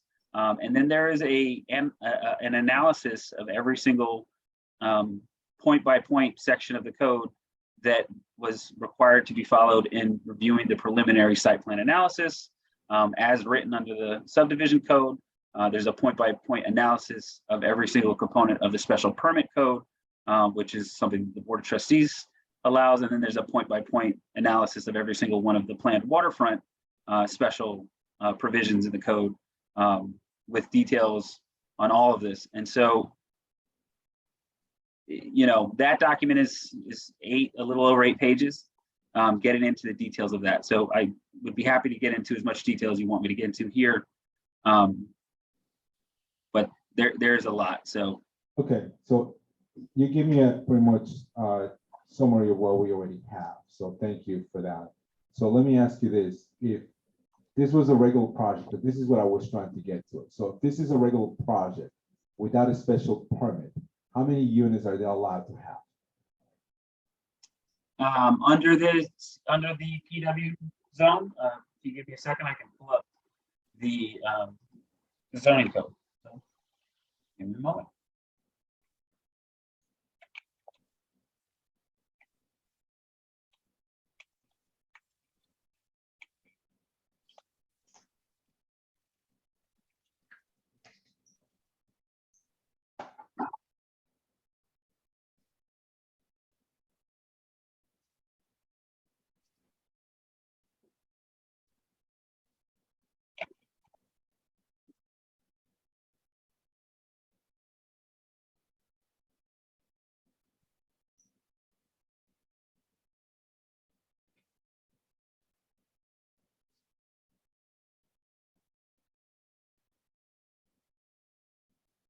Jaime? Yes. Good evening, Board. Rich Williams with Insight Engineering. I believe the base zoning under the PWB is 15 units per acre at 3.2 acres. That would be, I believe, approximately 48 units. And then again, as part of the planned waterfront special permit process, there's a whole series of metrics which you're required to meet in order to receive the bonuses, which include, certain things such as public benefit construction, park construction, green building, and other things where the code recognizes enhancements to the project for the benefit of the village in order to receive that increased density. Thank you. I do appreciate that, and that is correct. That was part of the information that was done previously and as a part of the presentation before we engage the project. So I just want the public to understand that this is something that is being talked about for months. The 129 units was something that the board had agreed up to the point. So a special permit usually is an aggregate of additional units that we allow, that this board allows, if anything, to a particular project as long as they meet all the criteria. So Jaime, can you talk about the different zoning board variances that this particular project had asked and has been completed so far? Yeah. So far? Yes. So the various different zoning board requests that we have right now are so they haven't been completed yet. To be clear, they have not approved any of the zoning variances yet. They were waiting on a review of the impact of the fire truck placement of the bridge to make sure the fire truck had proper access to the front of the property. So we're waiting on a final piece of that. There has been a discussion on everything up to this point, except for the impervious coverage question. So the zoning variances that they are looking at are the parking structure is proposed within 20 feet of the street. 20 feet are required, and they are providing 8.5 feet. So they need an 11-foot variance from that. Their parking structure is required to be within 15 feet of the lot line. 50 feet is required. 1 foot is provided, so they need a 14-foot variance. There's a minimum setback for the parking or loading areas from the street or lot line to the parking structure. 10 feet are required. 1 foot is provided, so they need a 9-foot variance. The impervious coverage, 60% maximum is required. 65.6% is provided, so they need a 5.6 variance. There are special provisions applicable to the planned waterfront district, a variance from habitable space provisions, which are for the size of the rooms. There are various different variances being requested depending on the unit. There are non-residential district access, and where feasible, access to lots having frontage on more than one street shall be from a non-residential street. So they're requesting a variance to allow access from Water Street and Central Avenue. The non-residential district's properties adjacent or contain a watercourse, not providing a 25-foot buffer on each side of a watercourse.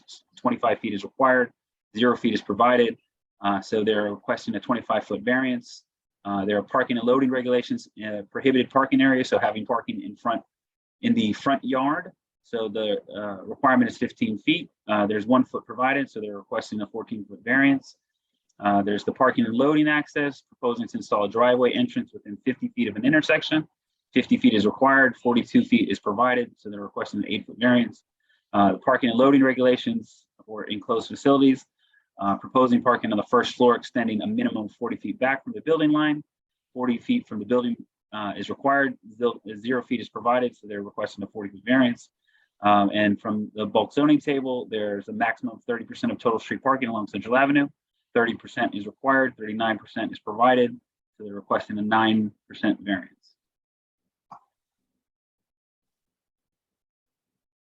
And all this information is on the zoning board portion of this, correct? If someone wants to look at this application that was already completed, everything's in there in our website, correct? It is, yes. Same thing goes for the planning and architectural review board, correct? Yes, with the addition, the planning board actually has an additional copy of the draft letter to the board of trustees, so that's not on the zoning board page. But we're probably going to add that as well, just that the zoning board has it to their page as well. It's already on the planning board site, the draft, and the final version will ultimately replace that draft version.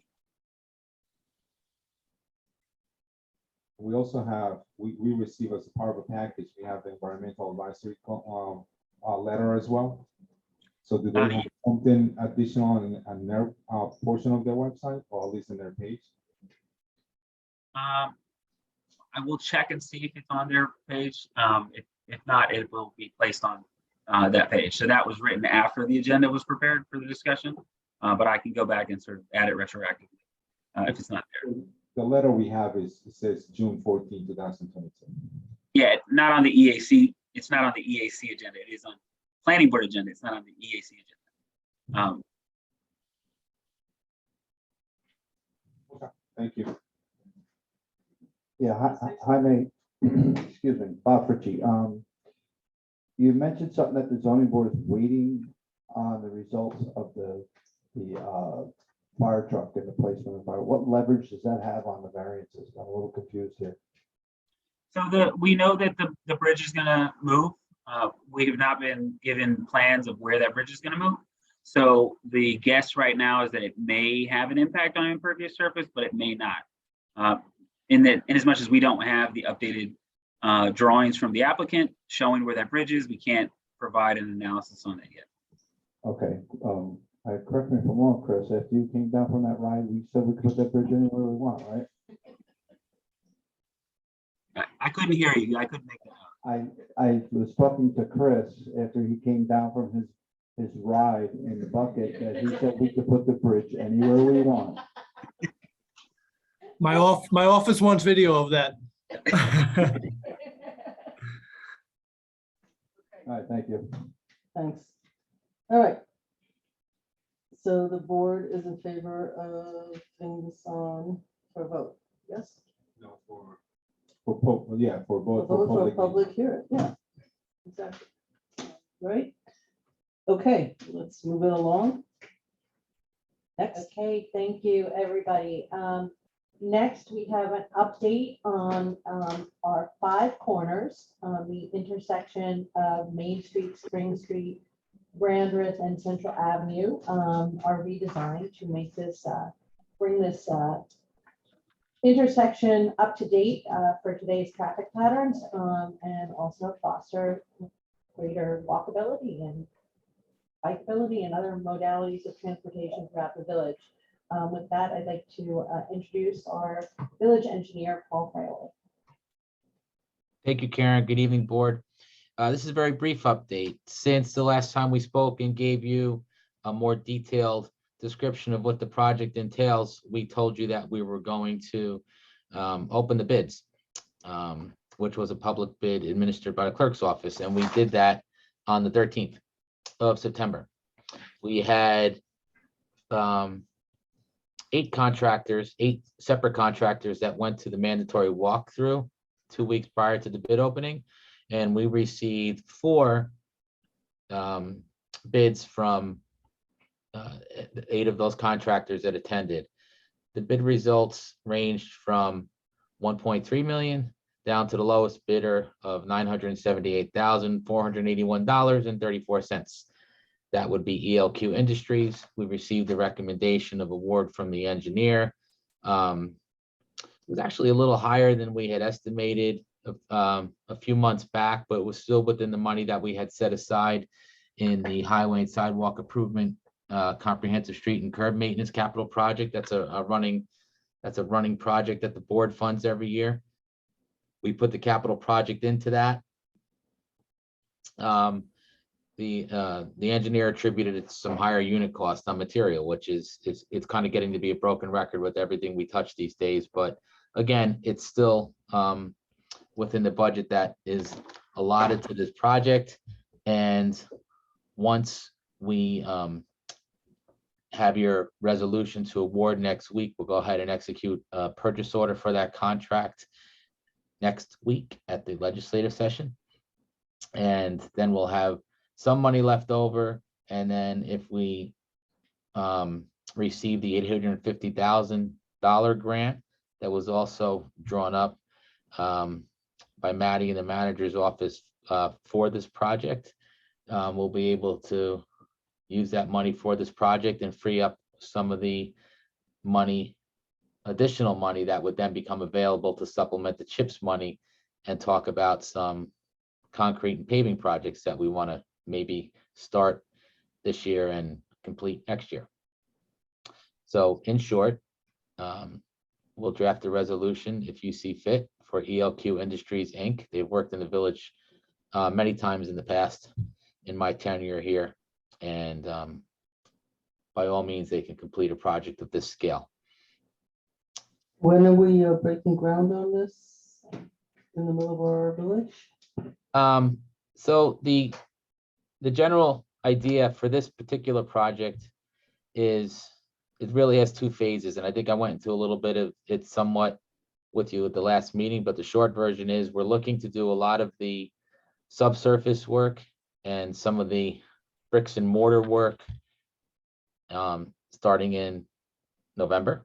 So if we get this awarded fast enough and mobilized fast enough, we can possibly do that. And then a lot of the instrumentation of the above ground instrumentation, more specifically the pedestrian crossing signage and the signals and everything else that would receive the signals from the underground work that we look to complete now, would come some months from now, probably well into next year, because there's long lead items on those items, the mast arms, the pedestrian crossing, the bollards, and everything else that we described at my last presentation are be long lead items. So that could run well into next year. I'll leave it out to you to figure out how the traffic moves in the winter, and also with all the couple of restaurants that have taken over some of the space on the road, how cars and fire trucks get around, but I'll leave that to you. Yep. Because I know you've thought about it. I just ask that at the end of all this, we don't save pennies, that we actually do this the right way for the next 20 to 50 years, because literally the middle of our village. And many, many people go through that every day. Any other questions or comments? Thank you, Paul. And I know there was conversations back and forth. I don't know if I sent it to the board about the signage that needs to go up there, you know, which, I mean, obviously with our new logo, et cetera. I'm not sure that kind of detail is all that important, but it is the communication to the community. Questions, comments, thoughts? Okay, next on the agenda. Mayor, just to jump in for just 1 second, to Paul and Jamie's credit, the sign's done. We're ready for the board to review it, and now we have a template so that going forward, we can push out these signs for every capital project. So we have coming soon, coming soon, coming soon. And then we really won't have to take the time to reinvent the wheel every single time. So that was the mayor's suggestion. We're really excited to get it going. It's looking good. Fabulous. Thank you, Paul, and everyone else on your team that is working on this. What is it, 5 years, 6 years? It's actually, it's doubled in price. No, but it's gone around and around for a long not- time. the next person that says that will be leaving this room. There are certain words that will not be used while I'm here. But Paul, thank you. It's basically doubled in price in the past few years, throwing in a 30% increase due to the pandemic and all of that. So, you know, from my perspective, let's just get it going. Let's get it done. I drove by there today and the walk, do not walk sign wasn't really working right. So we just got to get this done. It's good. And thank you for doing it in 2022. I know it's not easy with so many projects going on and so many delays on projects. So very much appreciated. You don't see the smile on my face because, you know, I think it's hard, but look, smiling and thanking you at the same time. Very much. It's going to look really nice. When we're done, it's going to look really nice. Thank you. Okay, Thanks, Paul. next. Thank you. Night. Thank you, Paul. Our next topic is a discussion on the village noise ordinance. Okay, do you want to? Okay, so do you want to, we'll do Gourdine? Okay. Sure, sure. Just right now, we have good news here. It's been 3 years that we've had Bigfoot Creamery at our waterfront, and it's so exciting. And they love it down there, and they want to renew their lease for their kiosk. They've been a great tenant, so we'd just like to discuss that. And it's been nice having ice cream down by the waterfront. Are we raising anything? It's in the contract? Are we changing anything? It's the same rent? This is the end of the 3-year deal. We haven't had any conversations with them about what it might look like going forward. They just know that they want to stay. So that's sort of what this conversation is meant to sort of tease out. If the board is happy with the rate that's in place, if we want to put it an escalator of any kind, and then we can certainly go back to Bigfoot and have that conversation. I would just add one thing. There was a conversation about it's hot down there. There's no heating system, cooling system in there.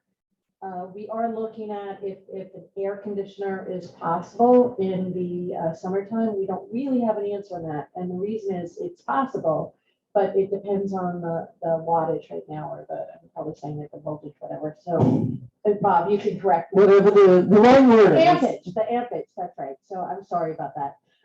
But depending on the ampage and what's being used for the freezer right now, it will depend on whether or not it has to be rewired. And if it does, that could be a very expensive project. And if it doesn't, then it could be a far less expensive project, but we would incur more costs.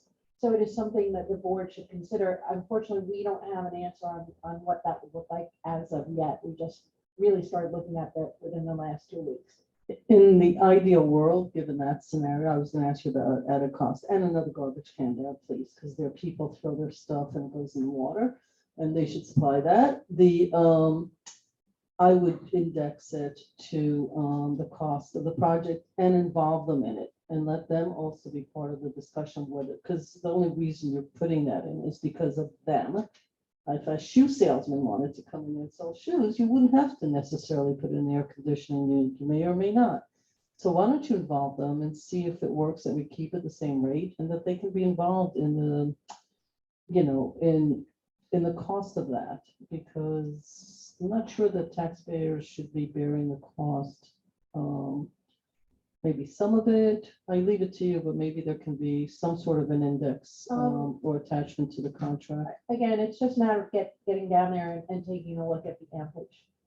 So once we Okay. have a better idea of what that is, then we know whether it's and at that point, it may not even be feasible, and it may be just plugging in a fan. So we'll let you know.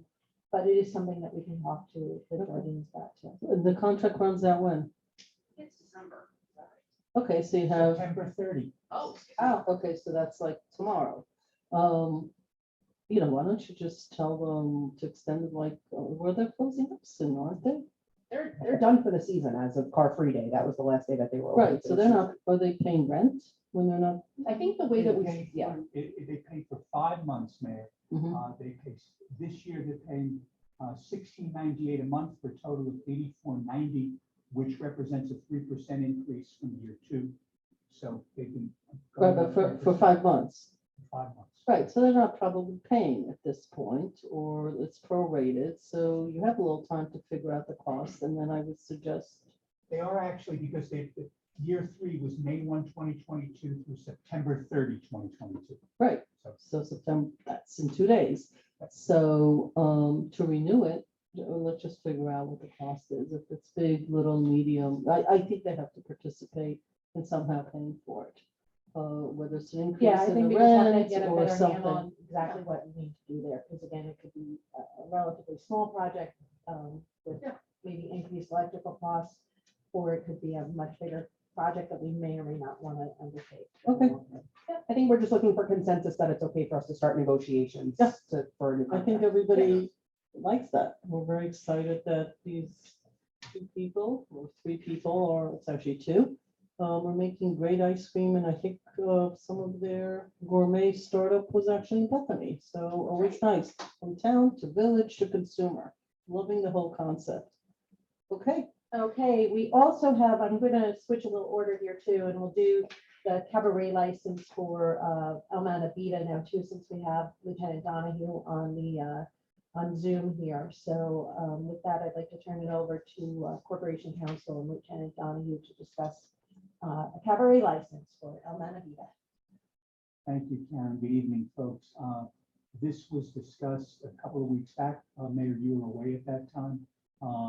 There was, best way to put it is no consensus among the board. It was pretty much a split as to whether it should be renewed or not be renewed.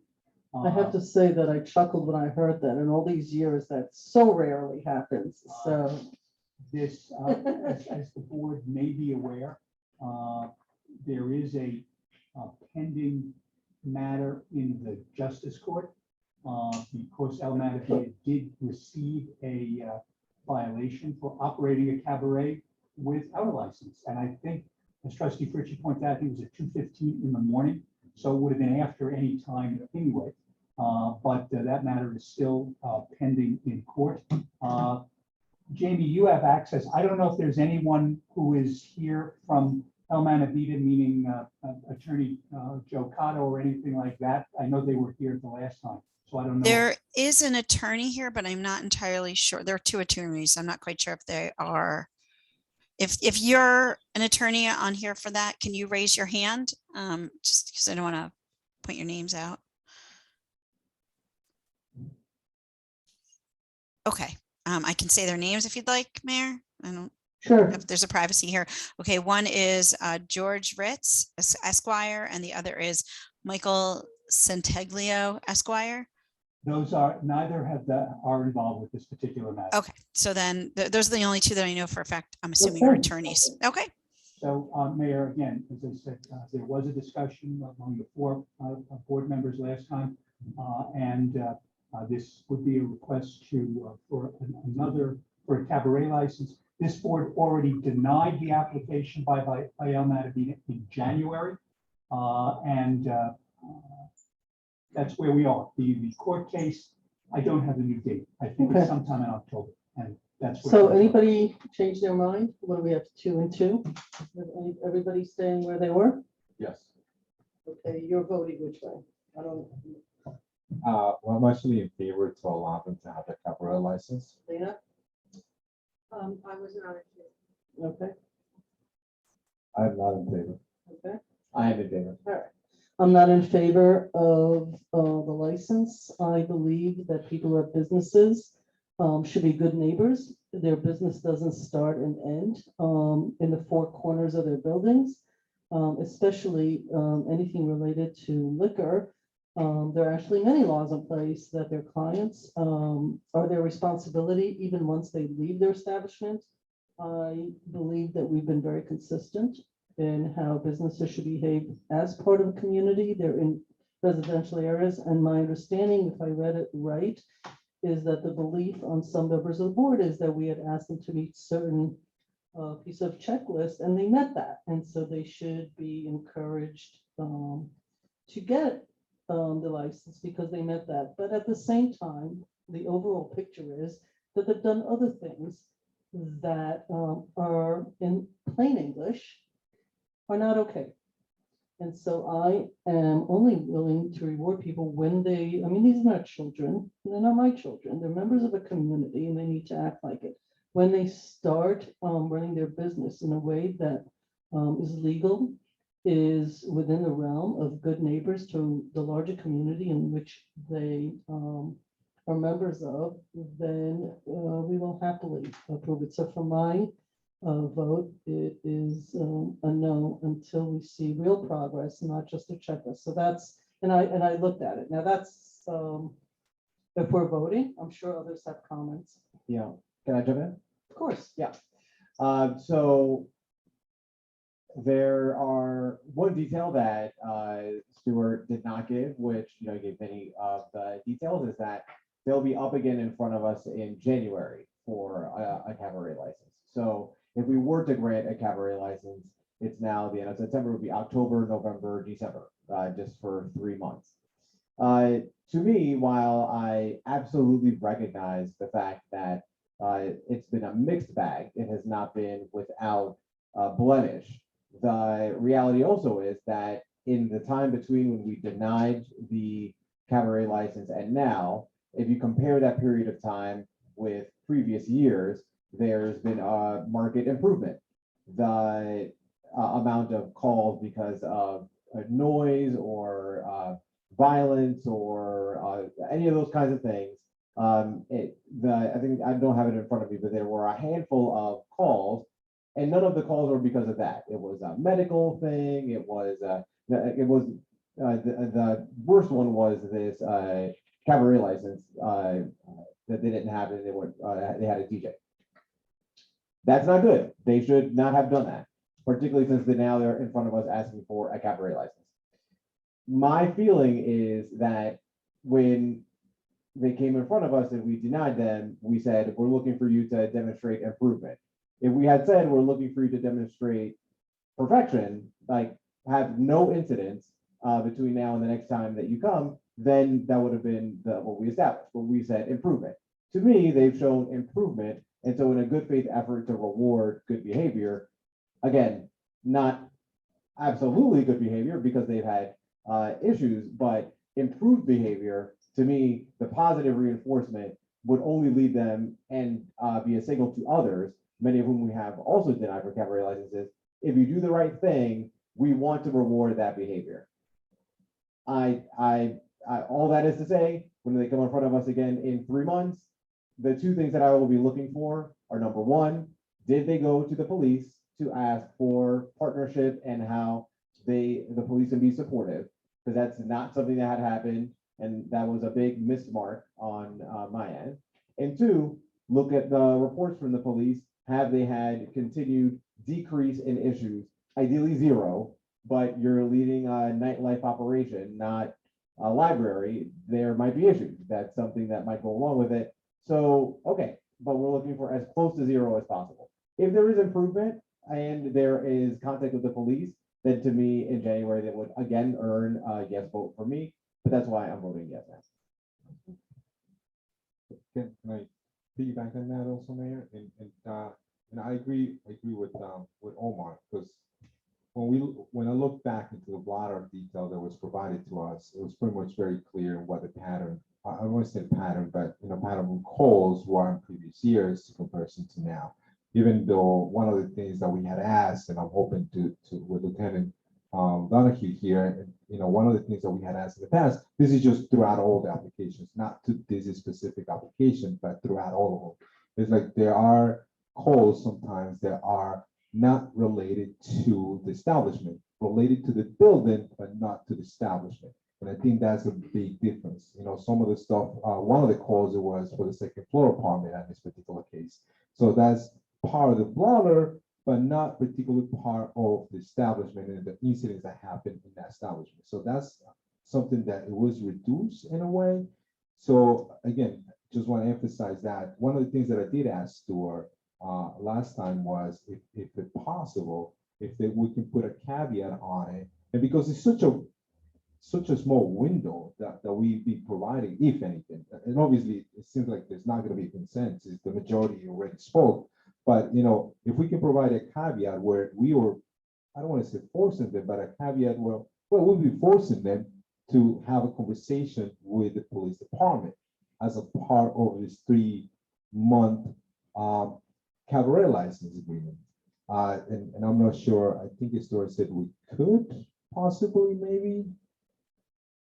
You could put that condition in. If you recall with one of the others that there was a denial, we put in that they could not apply for 6 months. So the answer is you could propose a condition. So that was one of the suggestions that I had made. But again, we were waiting for you, Mayor, to kind of see where we You're are. waiting for the third vote. Yes. Which people could have changed their mind. I think it's not semantics. I think it's just an opinion of, whether they've made enough progress or not. From my perspective, not. And hopefully in 3 months they will. And I do think there has to be accountability.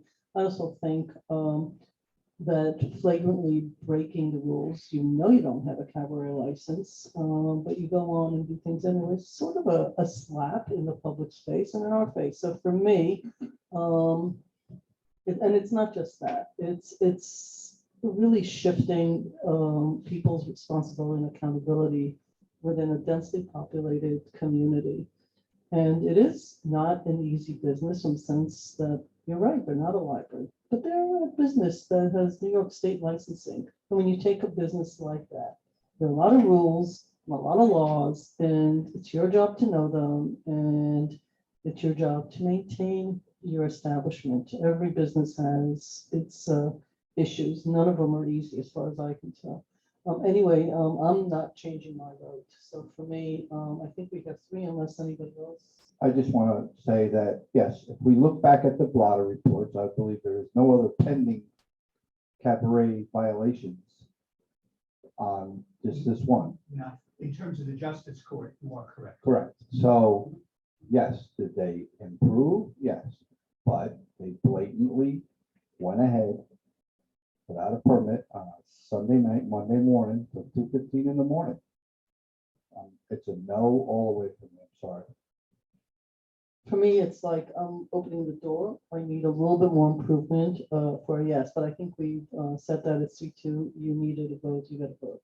That's Thank you, Mayor. We'll have the resolution for next week. Lieutenant Donahue, thanks so much. Not a problem. okay. Manager? Yes, so our last agenda item is a discussion on our village noise ordinance. We have spent a lot of time, I just want to frame this, we've spent a lot of time with our event policies and largely have seen good cooperation. We've streamlined a lot of things, but we've also been able to offset impact on taxpayers through a policy that has fees that commensurate with the work associated with those events. And one of the successes of the events is, that events sometimes make noise. So we have had Other things that we're addressing now too, so location. Our biggest challenge is when we have events or organizations have events, outdoor events during the day, but they're in residential neighborhoods. That's, noise ordinances, and it's not just events, it's not just amplified sound, it can be other things, leaf blowers and everything. So I want to put in context that the complaints that we get, I wouldn't say we get legion of complaints, but the complaints we get are loud noises in densely populated residential areas do create stress for residents, certain residents. And it's something that we want to be able to look at and make sure that we're creating an all boats rise scenario as we try to do with our public events and making everybody as happy as possible.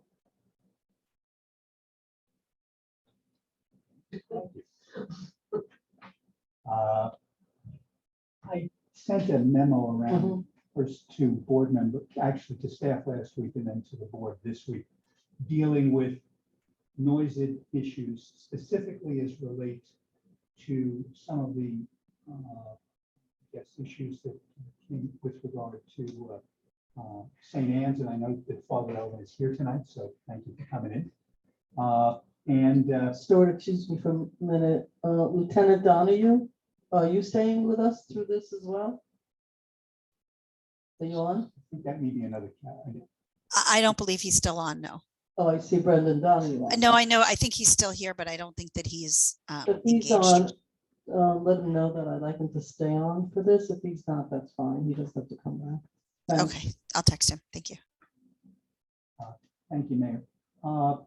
What I had provided the board with was a look at what some other municipalities in the state do with regard specifically as to religious events. And it's important to distinguish between music from services as compared to chimes, bells, and things like that. Almost every municipality that's exempt. They don't come near that. What you do with regard to what happens during a service, be it a service either on premises but outdoors or inside the church, synagogue, mosque, municipalities tend to differ. Some basically say that you have to take into consideration the neighborhood. They don't go by a decibel count. Many of these ordinances, in fact, don't include decibel counts, but basically go by what is the impact upon the surrounding area. I gave examples of what you see in the town of Huntington or the village of Floral Park, which basically deals with noise, which and town of Huntington, for example, says that any sound device or apparatus used by religious institutions on or within its own premises in conjunction with religious services would be exempt as long as such devices are not unreasonably loud or disturbing or of such character, intensity, or duration as to be detrimental to the peaceful and tranquil enjoyment of surrounding properties and the community at large. The problem with that is it's very subjective, and there's no number there at all. It's so subjective you could drive a sound truck through, and so it is a bit problematic. What other municipalities do is they put time restrictions. They basically say you can't do it between certain hours. Those hours tend to be basically evening hours, starting, let's say, at 8 p.m. and going till 8 a.m. the next day. This village's exemptions as relate to the noise ordinance are basically, they're twofold. One is nothing in the chapter shall be construed to prevent the production of music in connection with any military or civic parade, funeral procession, or religious service. Secondly, this chapter shall not be construed to prohibit the use of any organ, bell, chimes, or any other similar instrument or device by any church, synagogue, or school in connection with any such ceremonies. One thing I point out is we may want to expand church or synagogue to include mosques, which in fact is done in a number of municipalities. including where I used to live, of all places. I was surprised to see that. I thought one of your pieces actually said that the chimes in the mosques in that town were not actually. Yes, but in the village of East Rockaway, it exempts any organ, bell, chimes by any church, synagogue, mosque, or school. But they then have a time requirement of between 9 a.m. and 9 p.m. You could do that. Otherwise, the other hours.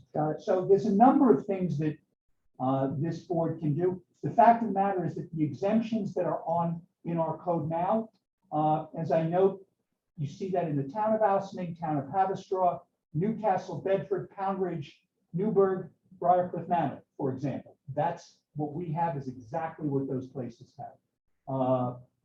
Some have slight changes. Upstate in Orchard Park, which is outside of Buffalo, you can't have those sounds between 10 p.m. and 8 a.m. So it's a question as to what essentially this board would like to do. Again, many of our churches are in residential areas, so that could come into play here. But I just wanted to sort of give you an idea of what could be considered unreasonable. The village of Greenport, which is way out on the North Fork of the island, one of the definitions they use for unreasonable or excessive noise is proximity of noise to residential sleeping facilities and the nature and zoning district of the areas from which the noise emanates. St. Anne's, for example, is in a residential zone, so it's one of the things that can be looked at. But there's basically, for as many municipalities as there are in the state, there are as many types of ways that they deal with noise or music or sound that comes from religious institutions. As I said, chimes, bells, organs, that tends to be exempt throughout the board. What happens in terms of what you do during a religious service, there's more of a variety. As I wrote, the board has a number of options. One, they could do nothing and essentially leave things as they are. They could impose a time restriction on when sounds relating to religious services or observances are permitted. They could consider revising the code to include language similar to what I put in for the town of Huntington and the village of Floral Park. But again, that gets exceptionally subjective and puts an immense pressure, frankly, on the police department in terms of how would they be able to know what one person says is objectionable, someone would say is not. Another option that I pointed out is the board could change the exemption, which now is with regard to nothing to construe to prevent production of music in connection with military or civic parade, funeral procession, or religious service, change religious service to a religious procession. So it's not essentially a service. I should also point out, it's to note that it only talks about production of music. And that is actually also consistent through the municipalities.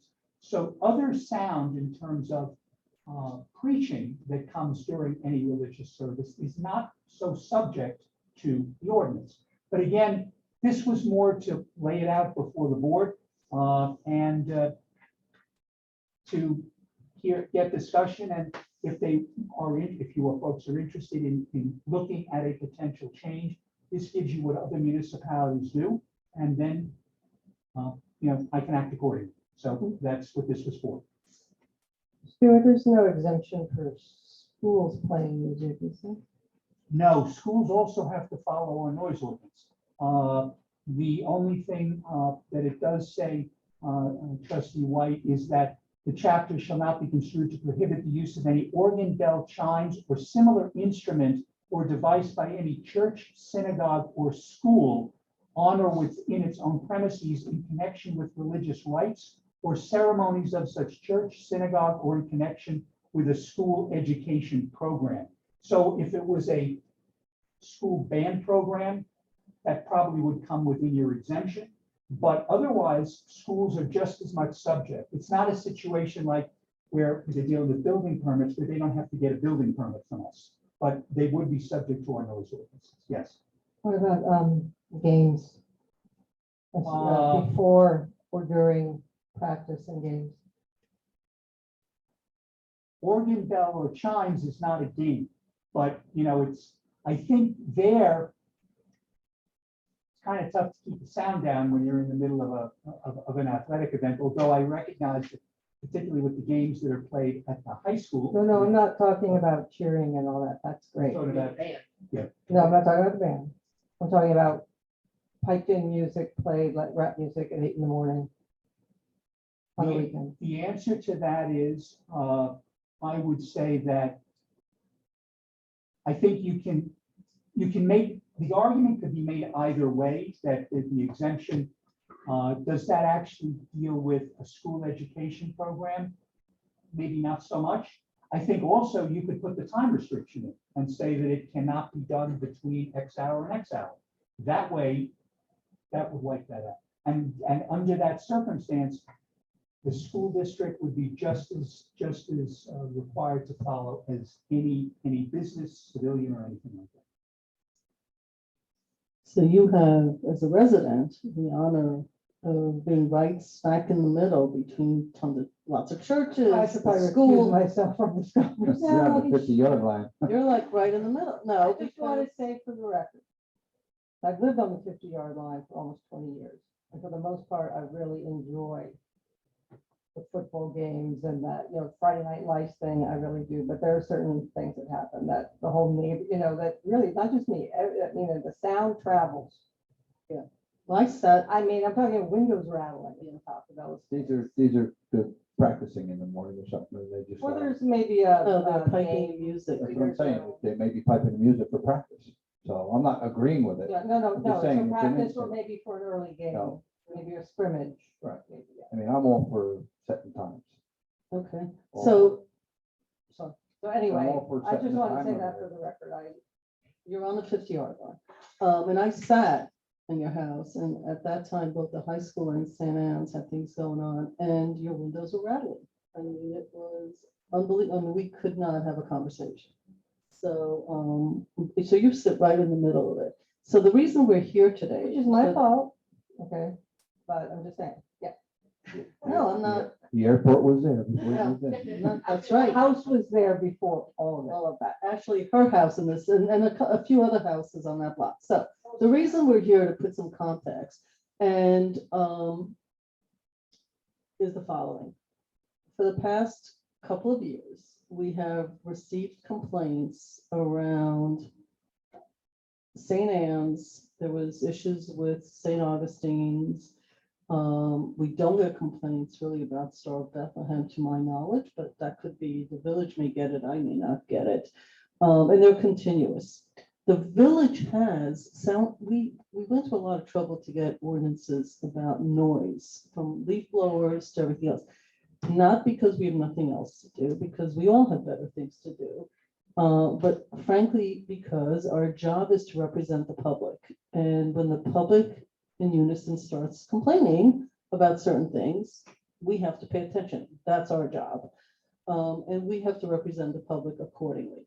So it has come to our attention that we passed all these ordinances with good intentions, but then there is, unbeknownst, at least to me, I was not aware that it exempted. I never thought it exempted the school, but apparently others thought it did, but it doesn't. Actually, the school is part of the community. But it does, there is an exemption for religious institutions. So in some cases, yeah, Yes, Right. and for school education programs. right. So for me, it is really important to be consistent.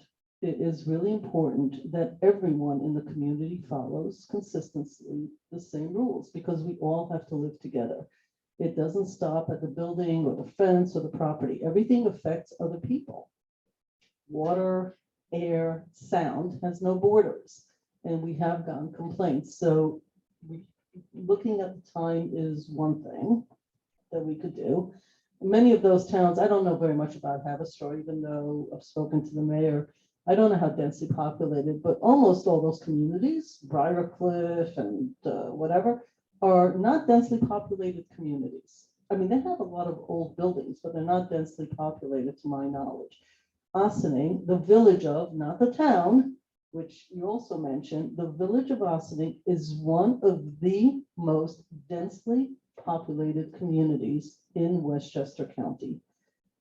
They've done studies on this, talk about it. It is an issue. So we have a problem. We need solutions. Now, Father Elvin, I believe that Trustee Omar, right? Trustee Omar. Never use your first name that way. Okay. Okay.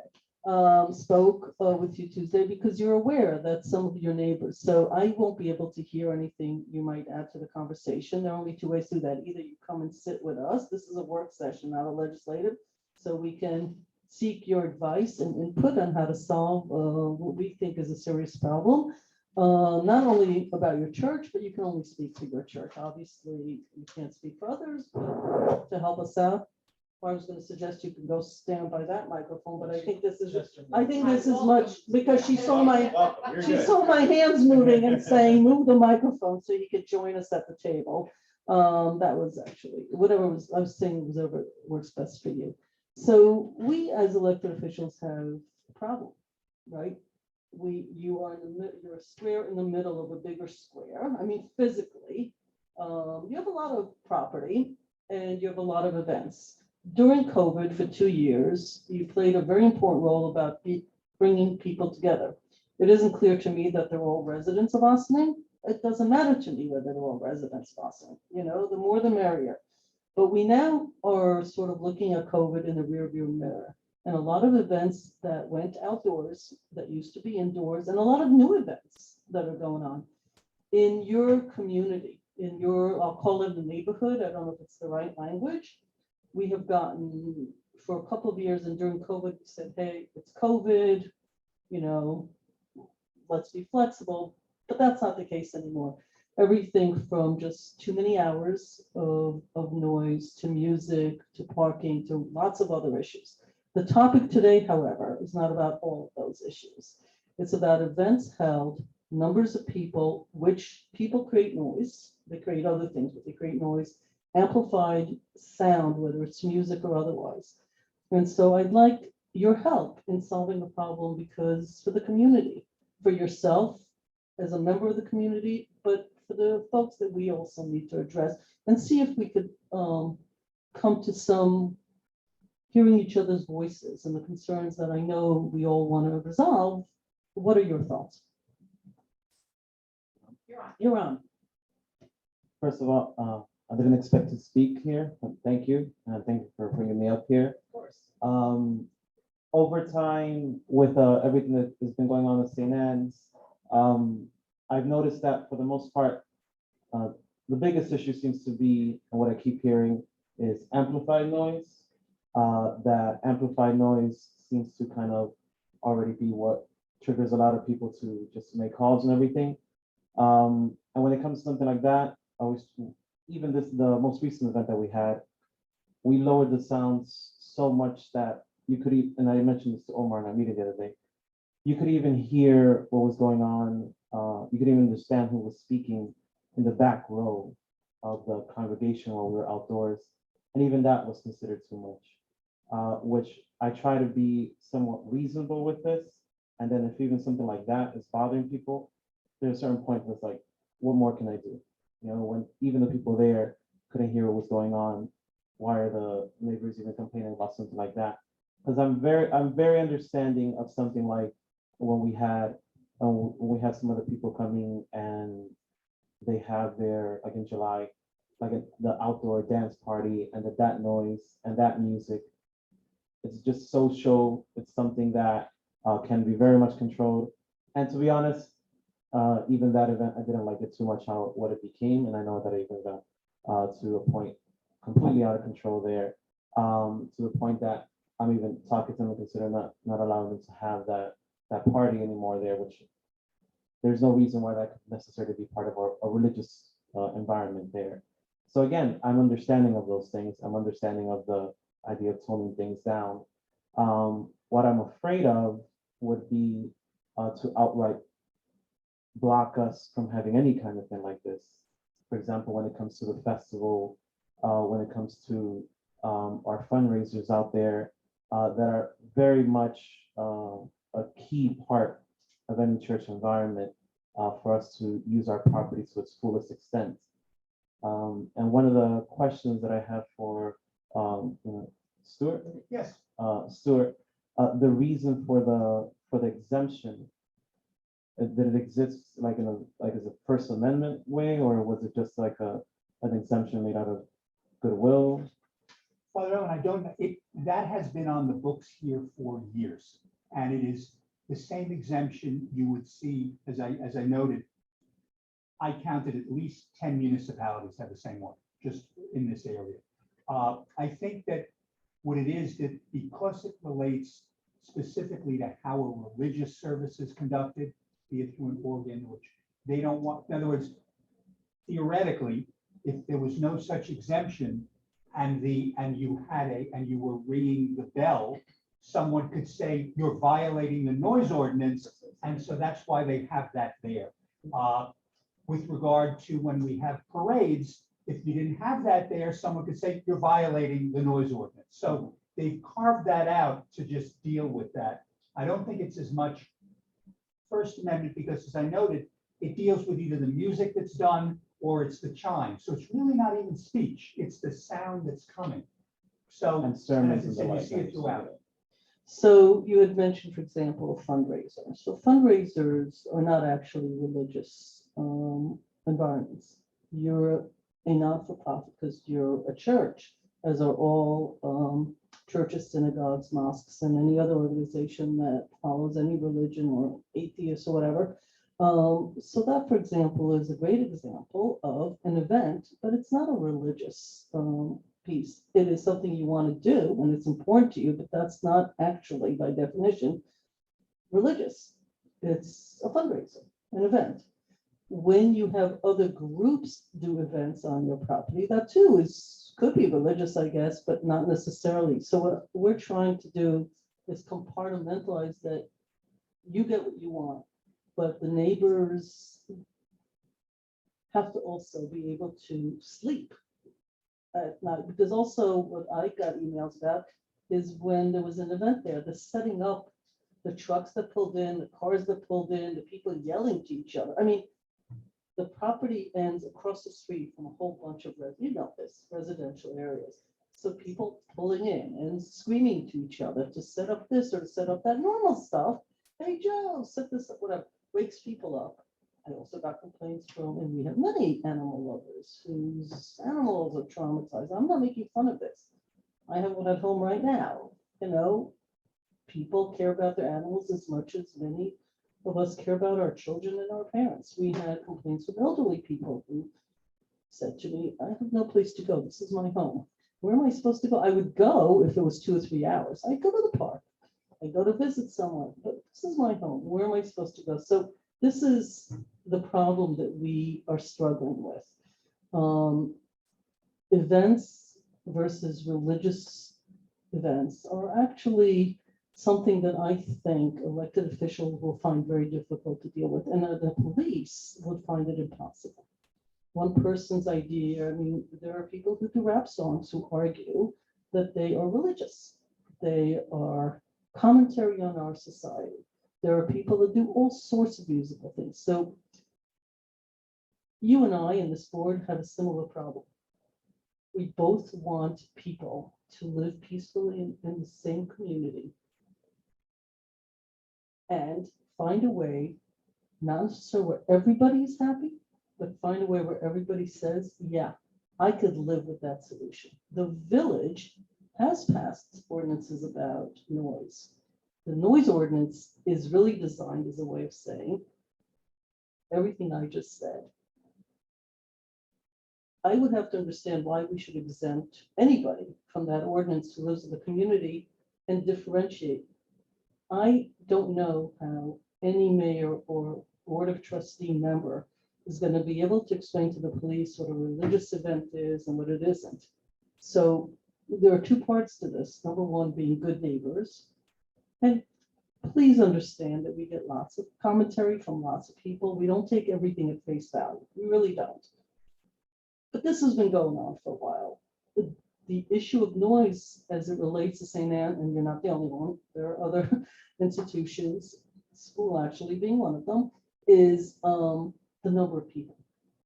Like, how many people did you have at the event where, at your typical event? Is it 100 people? Is it 700 people? Is it 700 people at its peak? Is it 700 people every hour for 8 hours? It's the number of human beings that are also there. Well, we have, I mean, I was necessarily relevant to this, but on average over 1,000, which I consider an amazingly good thing. Yeah. And when it's the festival, forget about it. You can't even count it. But when we're talking about these kind of restrictions, and this is something that came up when we were talking about the festival, then if you put any kind of restriction on noise, then the festival just goes away. The non-festival goes away. And if you're going to put a blanket, even the village fair will go away. If we're saying that there can't be any noise put on any kind of thing that would disrupt any, be it religious or be any fundraiser or be anything like that. I don't think Austin in general would benefit from losing all these. Yeah, but that's not actually what we're discussing. We're discussing our event policy doesn't eliminate all noise, and it doesn't eliminate all hours. It creates boundaries in the community, and boundaries are different than, 0-1 decisioning. This isn't all or nothing. It's actually happened over a number of years. Everything was shelved during COVID, totally understood, but now we need to sort of rekindle.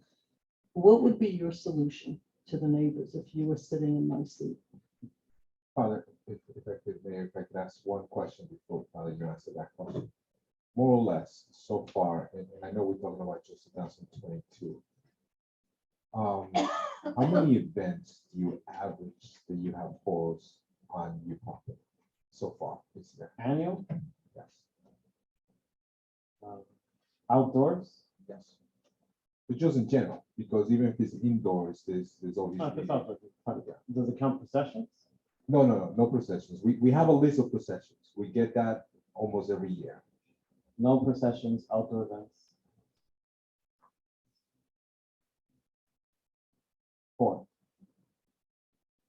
Yeah, if you're not counting processions, 4. Yeah.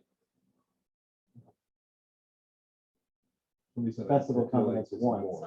Yeah, because for some reason I I think can name all of them. But you have your glasses. Are You were doing, see if there were some. Maybe, I don't know if you did it this year, but maybe there was, just a large outdoor service with stages and with lots of stuff.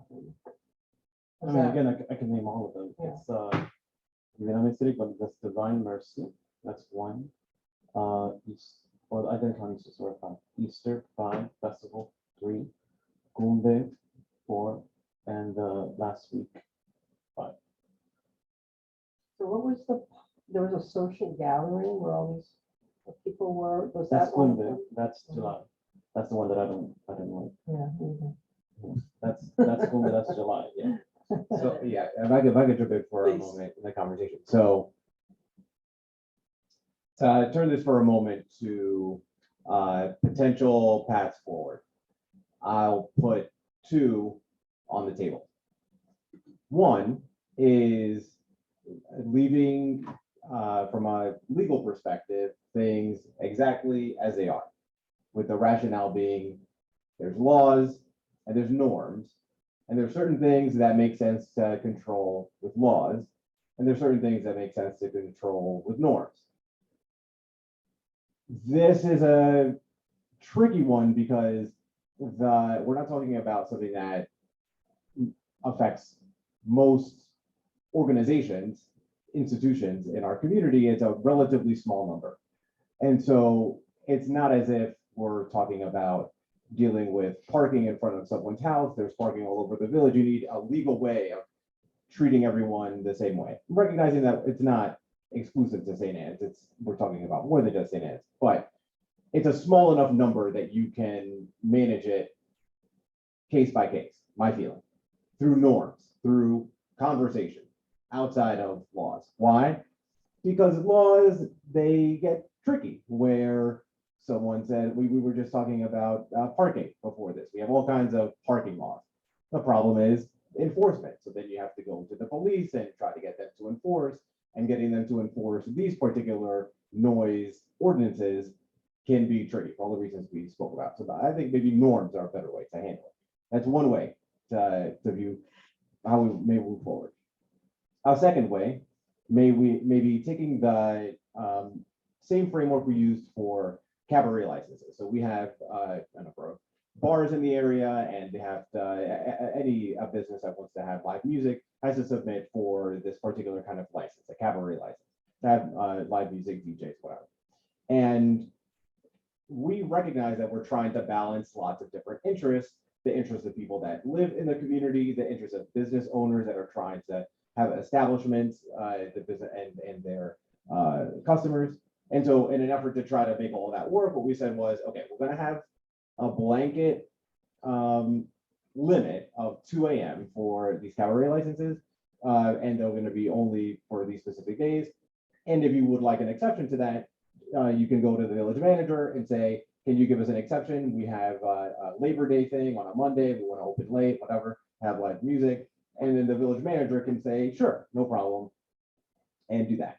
So another way that we can move forward is saying, okay, let's look at noise ordinances with respect to time limits, and saying, from, as an example, that Stuart named, 9 a.m. to 9 p.m., do your thing, but before 9 a.m. or after 9 p.m., it's limited in some way. That presents issues because it's so subjective, but let's put that aside.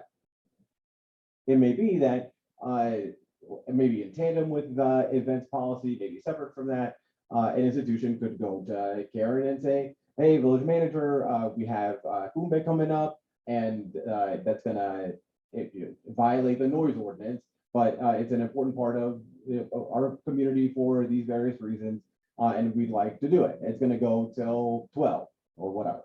And the village manager decides what she wants to do. That's another way that we could move forward. I would generally be comfortable with either one of those, and would put them out there to see if anybody's interested in doing any of that.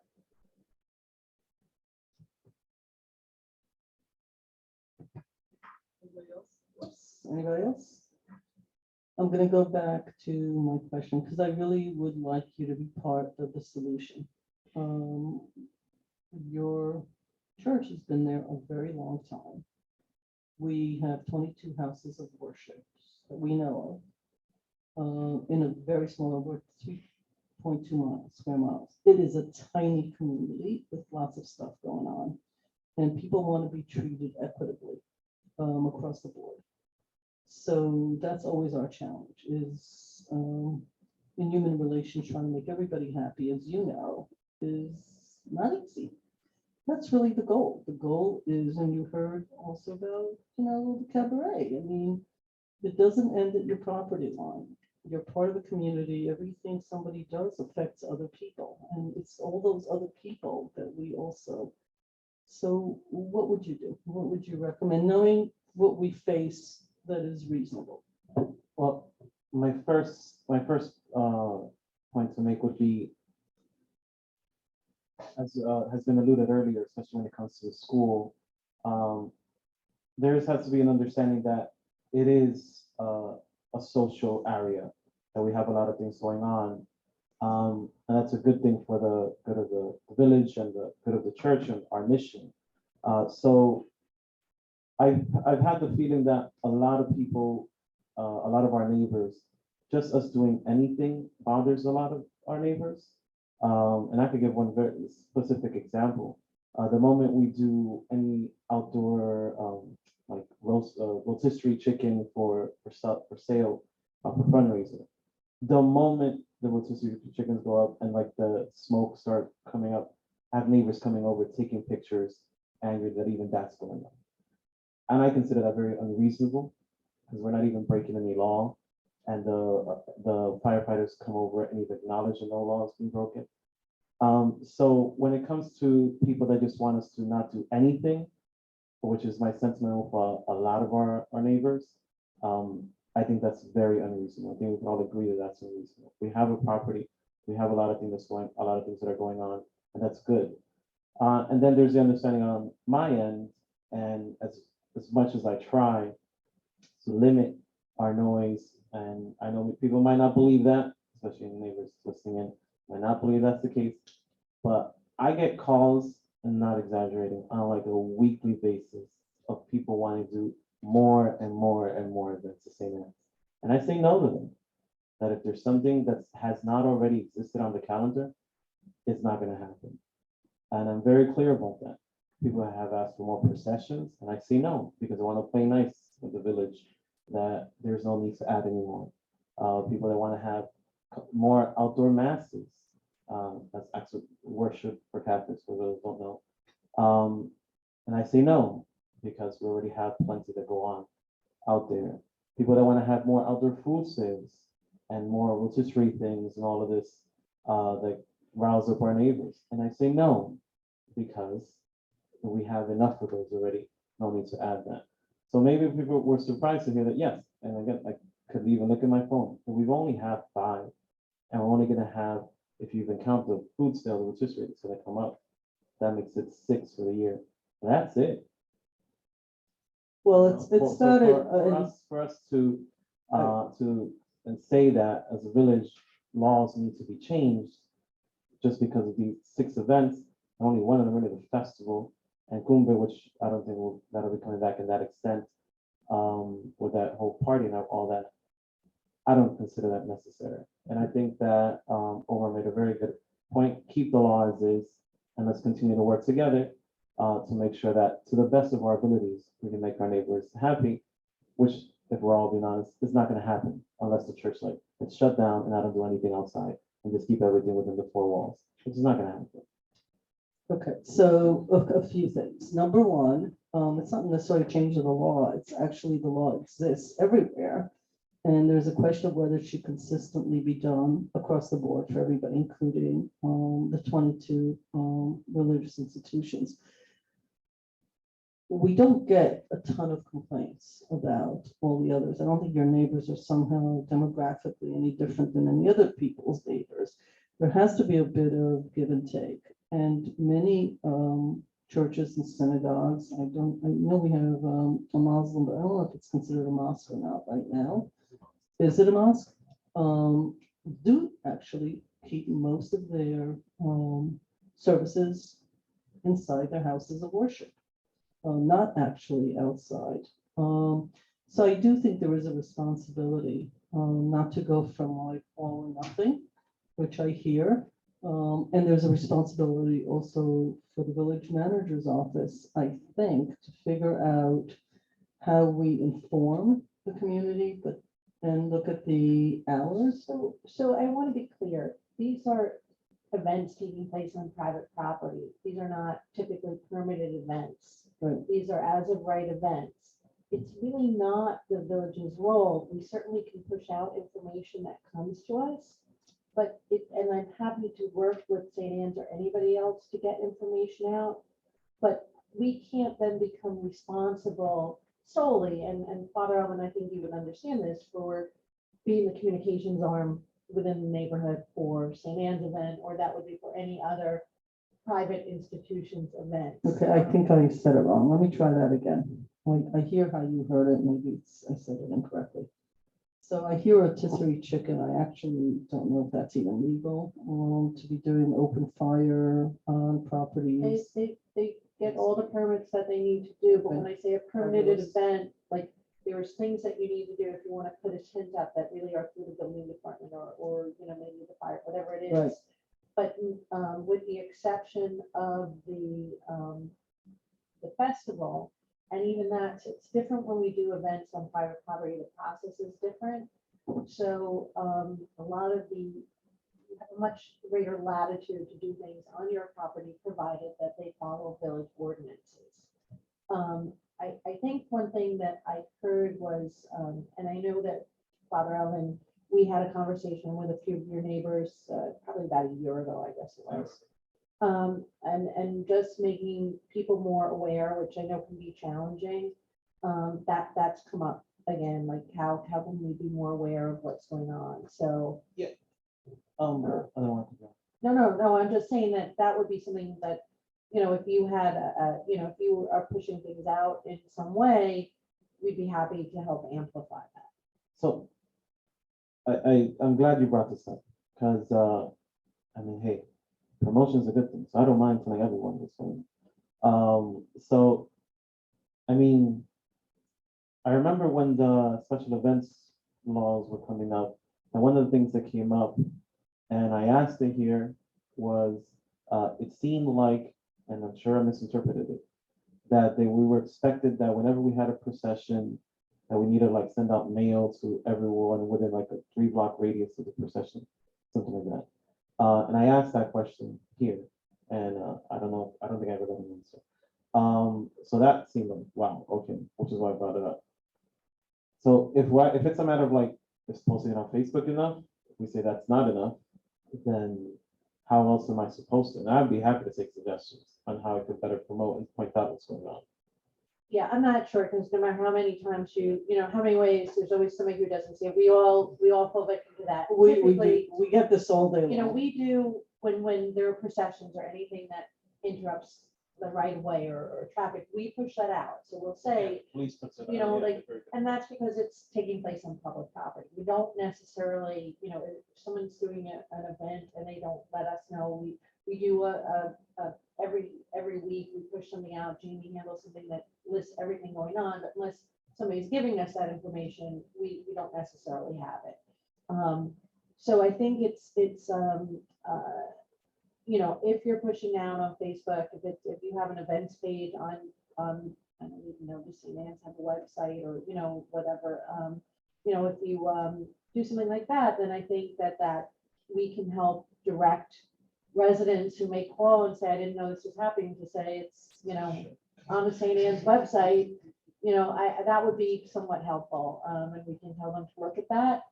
Because that does come up, they don't know where to look. I really do understand how challenging it is. We're happy to help facilitate that discussion. And I think that, as most things, just working with your neighbors. We always tell everybody when things get, we live in a diverse community. That means that we have a lot of different types of people and different types of people have different thoughts and opinions too.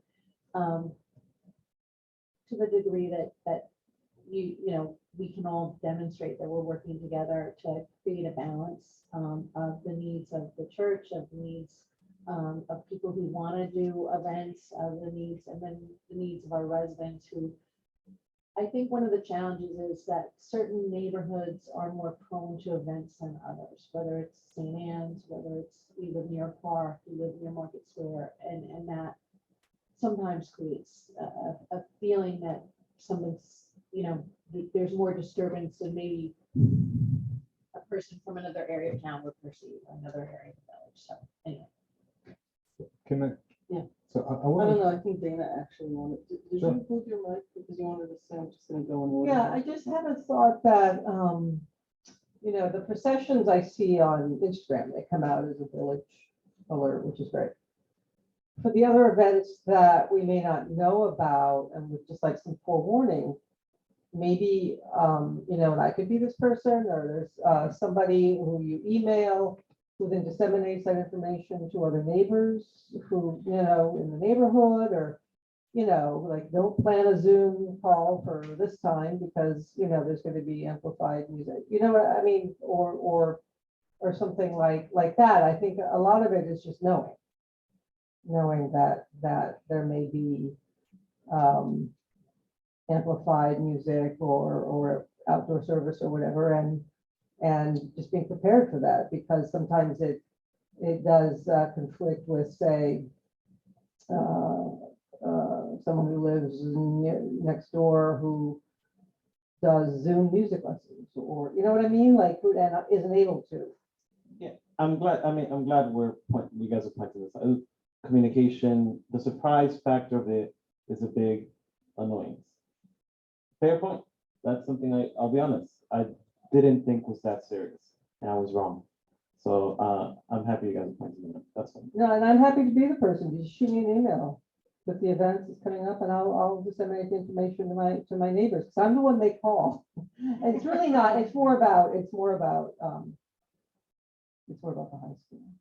But For you. For you, it's near the high school. for me, it's more about that. On the other side, it's not. No, right. So anyway, I'm just saying, and that would be, I think, people would have just liked that. Father Alvin, it also seems that you have the same events, with the exception of May, which may or may not happen in the same form next year, probably a little bit scaled down. But they're tied to religious holidays that happen in the same period of time, not always on the same day. So I think that's also helpful, like, because it's not like you have a different event calendar every year. That there are things that, Easter, although it changes, you're going to have an Easter service or different, Yeah, I mean. So I mean, that also is helpful in it making is- sure people understand it that is these pretty- are very specific to religious holidays. It is very fixed, which is why it was so easy for me to remember the events. I just told you the holidays. Easter Saturday, we're always gonna have our Easter Vigil Mass. Divine Mercy, we're always gonna have our outdoor Mass. July has the Kumbh thing. The recent one that we had just a few weeks ago was a special visit from an image of the Blessed Mother that came here, and that was a huge draw for a lot of people. And that's only predictable so far as it happens in September. Last time was 2019 that this happened. So things like that, they're always fixed. And the festival always happens in June, and everybody knows what the festival is. But to forewarn, in case people just forget, because not everybody's in tune with religious calendar, then that's a fair thing to point out that this is coming up. And it's a very, very good point. But yes, they are always fixed around key dates. Yeah, please. Thank you. So, the reason why we're here, sure, is the noise ordinance and how do we find a solution? And I don't think I have heard any solutions just yet, besides what my colleague just mentioned. He gave 3 different solutions. And I will agree with him. I think we need to provide, at least I think we have to create some sort of management portion of this. So maybe not changing the laws, but actually working with you in the church itself. Because this is not a problem of this past 4 years. This is an ongoing problem that we always had for years prior to you being in here. The reason I'm saying that is because I have been involved for the past 10 years that I've been sitting in this chair with different complaints on that neighborhood itself. So, and I think what Karen, and that's exactly what I was thinking, doing a little more of a mix of what Omar has suggested, and a mix of what we do for the processions. The calendar comes in, we sort of like look at it. You work with our police department to try to see how can we work together. And then they do it on their Facebook page, and then we can do that. So I think if you, like you said, you have 5 festivals that are pretty much set through the year, more or less. Okay, well, events, you have events, different type of events in there. Outdoor events in our property. Okay, different events that happen in your private property that affect the neighborhood around. Because it's not just those events, it's just not the noise. Even though we're talking about noise right now, we're talking about, we as a village, as a community, our police is present there as well. So we do have some sort of involvement in all this. And maybe not in all of them, but in the majority of them we do. So how do we help you to help us to help the community itself? So I think something along what Omar mentioned, I think that would be I would like to support that concept and kind of do something like this, or more for that, including your 5 things that happen in your church. So just to be clear, Dana volunteered as an individual, not as a member of this board and not on behalf of the village. The village is not going to sit here, as Karen had said, and promote events, because I will tell you that the other 21 houses of worship will also like us to promote all of their events, and we don't do that. That's not what we do. Exactly. You're not representing, you're saying you just volunteered as an individual who said like. Doesn't have to be me, but, you know. That's the idea. But if she wasn't doing it as a trustee and she wasn't doing that, we don't manage norms. Our roles are as legislators, and legislators manage laws. So there are things that are in our sphere of influence and there are things that aren't. I'd like everything to be in our sphere of influence. It simply isn't. So here are some of the things. Letting people know. I went on your website. I didn't see some of the events, so that would be super helpful, because then we can say to people, hey, go on their website. They know months in advance. They could you could say, look, we're expecting 500 people or whatever. So it is both the noise, but it's also the number of people, the parking and the everything else that comes with it. And I think relationships, I think the whole world is about relationships. And I think when you improve relationships, then people complain less. When they're heard, they complain less. That's how you would feel. That's how your neighbors would feel. I don't agree with my colleague. This has been going on for years and years. It's been going on for the last 4 or 5 years in a much bigger way. I've sat in this year for 7. I think it's got bigger. I think COVID also inspired more people to do more things outdoors, and they like it. Why not? It's nice to be outdoors, right? But there's also an entire neighborhood. Bob Fritchie mentioned, I'd like to control everything, but we don't. So we can only do what's in our sphere of influence. You had suggested maybe looking at the hours and shortening. I had suggested to the village manager a few weeks ago, because it's not, you're just here. But we've had these conversations about others. I don't want you to feel that this is just about you, honestly. We've had a number of events this year, now that COVID is in the rearview mirror, that have gone way too many people. There has to be some accountability on the people that run the events to manage the numbers of people and their behavior at the events and when they leave the event. Because it's only fair to the neighbors who live there that things would be managed. I have a sense that from your perspective, and I don't blame you, like that 5,000 people come to your event, because that's like your role, right? Is to have as many people come to an event. You can understand from this conversation that the people who live in that community, who have people over for dinner, who are taking care of elderly people who are in oxygen tanks, who have animals that are terrified of sound, and I can go through the list of children and everybody else that's there. This doesn't jive well with their lifestyle, and even though they know there's a church there, I think they're okay that there are services on Sundays and holidays. So number one, communication is solvable. Already we've agreed to that. We have to look at whether the ordinance affects everyone or we keep religious institutions exempt, because St. Anne's is not the only one. And to be fair, a number of years ago, you asked what started the law. We don't know what started it. We have laws on the books. Yeah, it's an old community. It's a couple 100+ years. Look, some of this stuff was when we had horse and carriage. Some of the stuff is when the churches were all full, and now many aren't full. Yours is, but not all of them are. So they don't have a problem.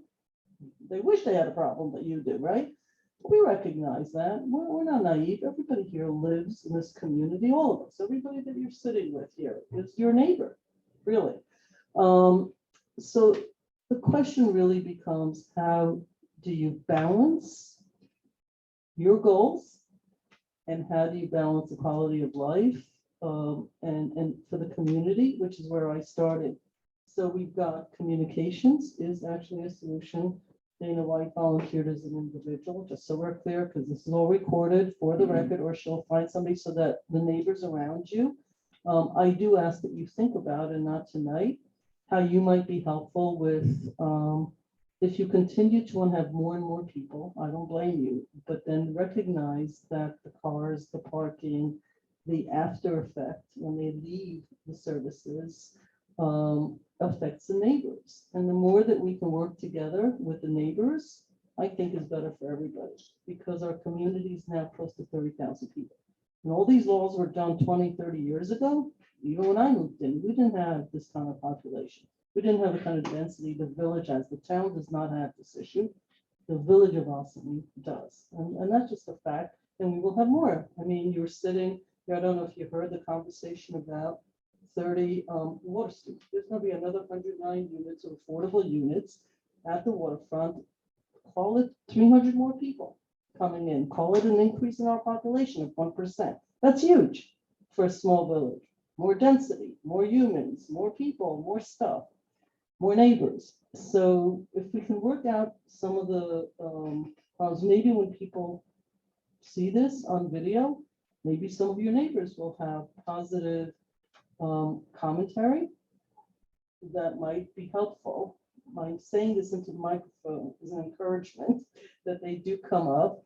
Some of them may want to speak to you again, maybe with this village manager again, now that COVID's behind us and we can think about it.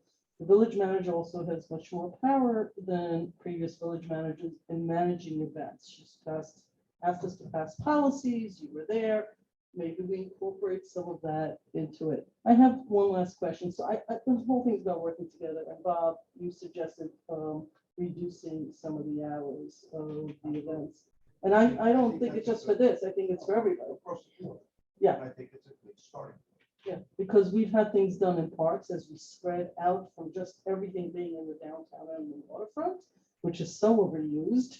As we spread, parks are in the middle of residential areas. We immediately got calls. A number from seniors who are sitting there going, where do you want me to go? I live here. I have no place to go, and it's really noisy for 10 hours straight, nonstop. So we've had to rethink whether 10 hours is too long between the setup, the takedown, and the event itself. You do multi-day. So these are things we're going to revisit as we do the events. And what we need to add is whether religious institutions are part of that or not part of that, or exempt from it. As you heard Stuart, who did a lot of research, as I'm sure you appreciate, there are many, many municipalities who found less than a dozen or fewer, not less, fewer.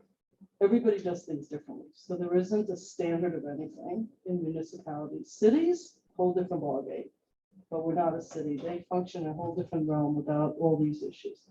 I'm trying to conclude and give you an opportunity and take a pause to see if anybody has any comments. Where I'm leaving this is that a little bit more work needs to be done. We have a couple of little solutions, but I would like to open up the communications. And I know that Omar went to speak with you. Usually when a trustee goes, just so the public is clear. Usually when we have a trustee or two go and speak, they're usually doing it on behalf of the board. All 5 of us don't need to be at a meeting. So just to be clear, Omar had suggested it. We all thought it was a good idea. We'd like to keep the lines of communication open. So I don't know if you have last thoughts. I'm just trying to sort of summarize where we are. I mean, first of all, I'm very happy that we had this conversation.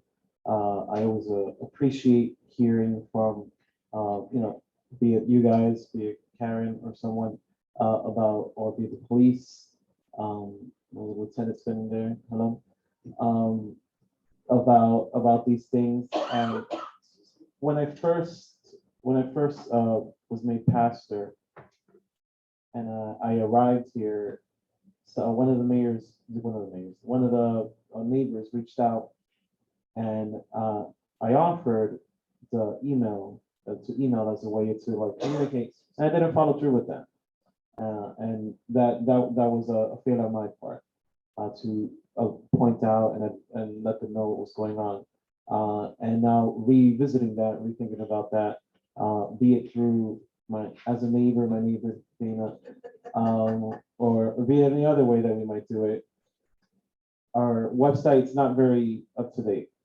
FYI, that's not a place to get any of the answers. So maybe we should keep it up to date as a way for people to look at that. Our Facebook is kept much more up to date. It's just a lot easier. I'm not a web designer, no priest.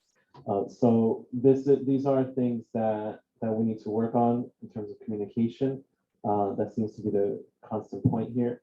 As to what you do in the future, obviously my hope would be that none of the ordinances are changed, or rather that we work together to make sure people are aware of what's going on, and people are aware that.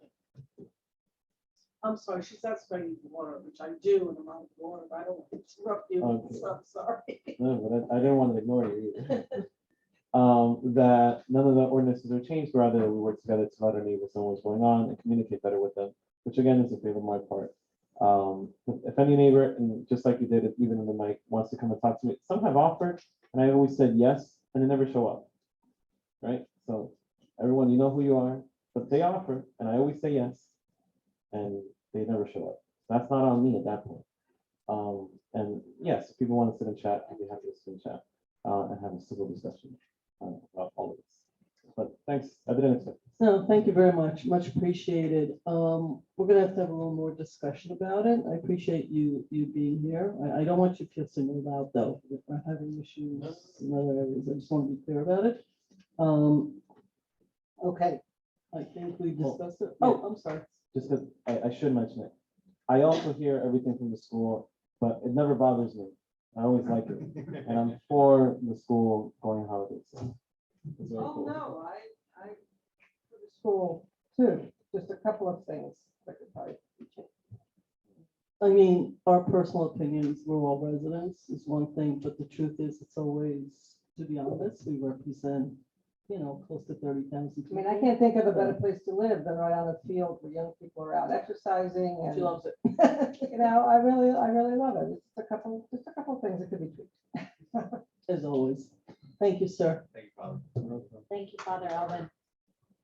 Okay. Yep. Well, you can stay. It's a public meeting. Feel free. Oh, that was our last item. That I don't was think our so. last item. That's exact. Yes. We have exec, so we have some, I know, here's what we need to do. I want to be done by 11 o'clock. We've asked some people to join. We need to think about, Maddi, can you close the door? And I think, I know. Yeah. We'll just have to discuss what we're doing in exec session as soon as we go, so I don't want people leaving. I am gonna close the meeting. Sorry. I can't talk because I'm choking here. I'll talk to the other one. We have a motion to go into executive session for matters of personnel. So. Second. All in favor? Aye. Aye. Thank you, ladies and gentlemen. Aye, everybody said aye. Ladies and gentlemen, 10:25. Okay, next meeting, just so everyone's clear, is next Thursday. Thank you, sir. Please be aware, I think I put in the mayor's message too. There's Jewish holiday next week. We moved the meeting. We announced in advance for Thursday versus Wednesday. Thank you all. Have a good night. Let's use my gavel. I have to do.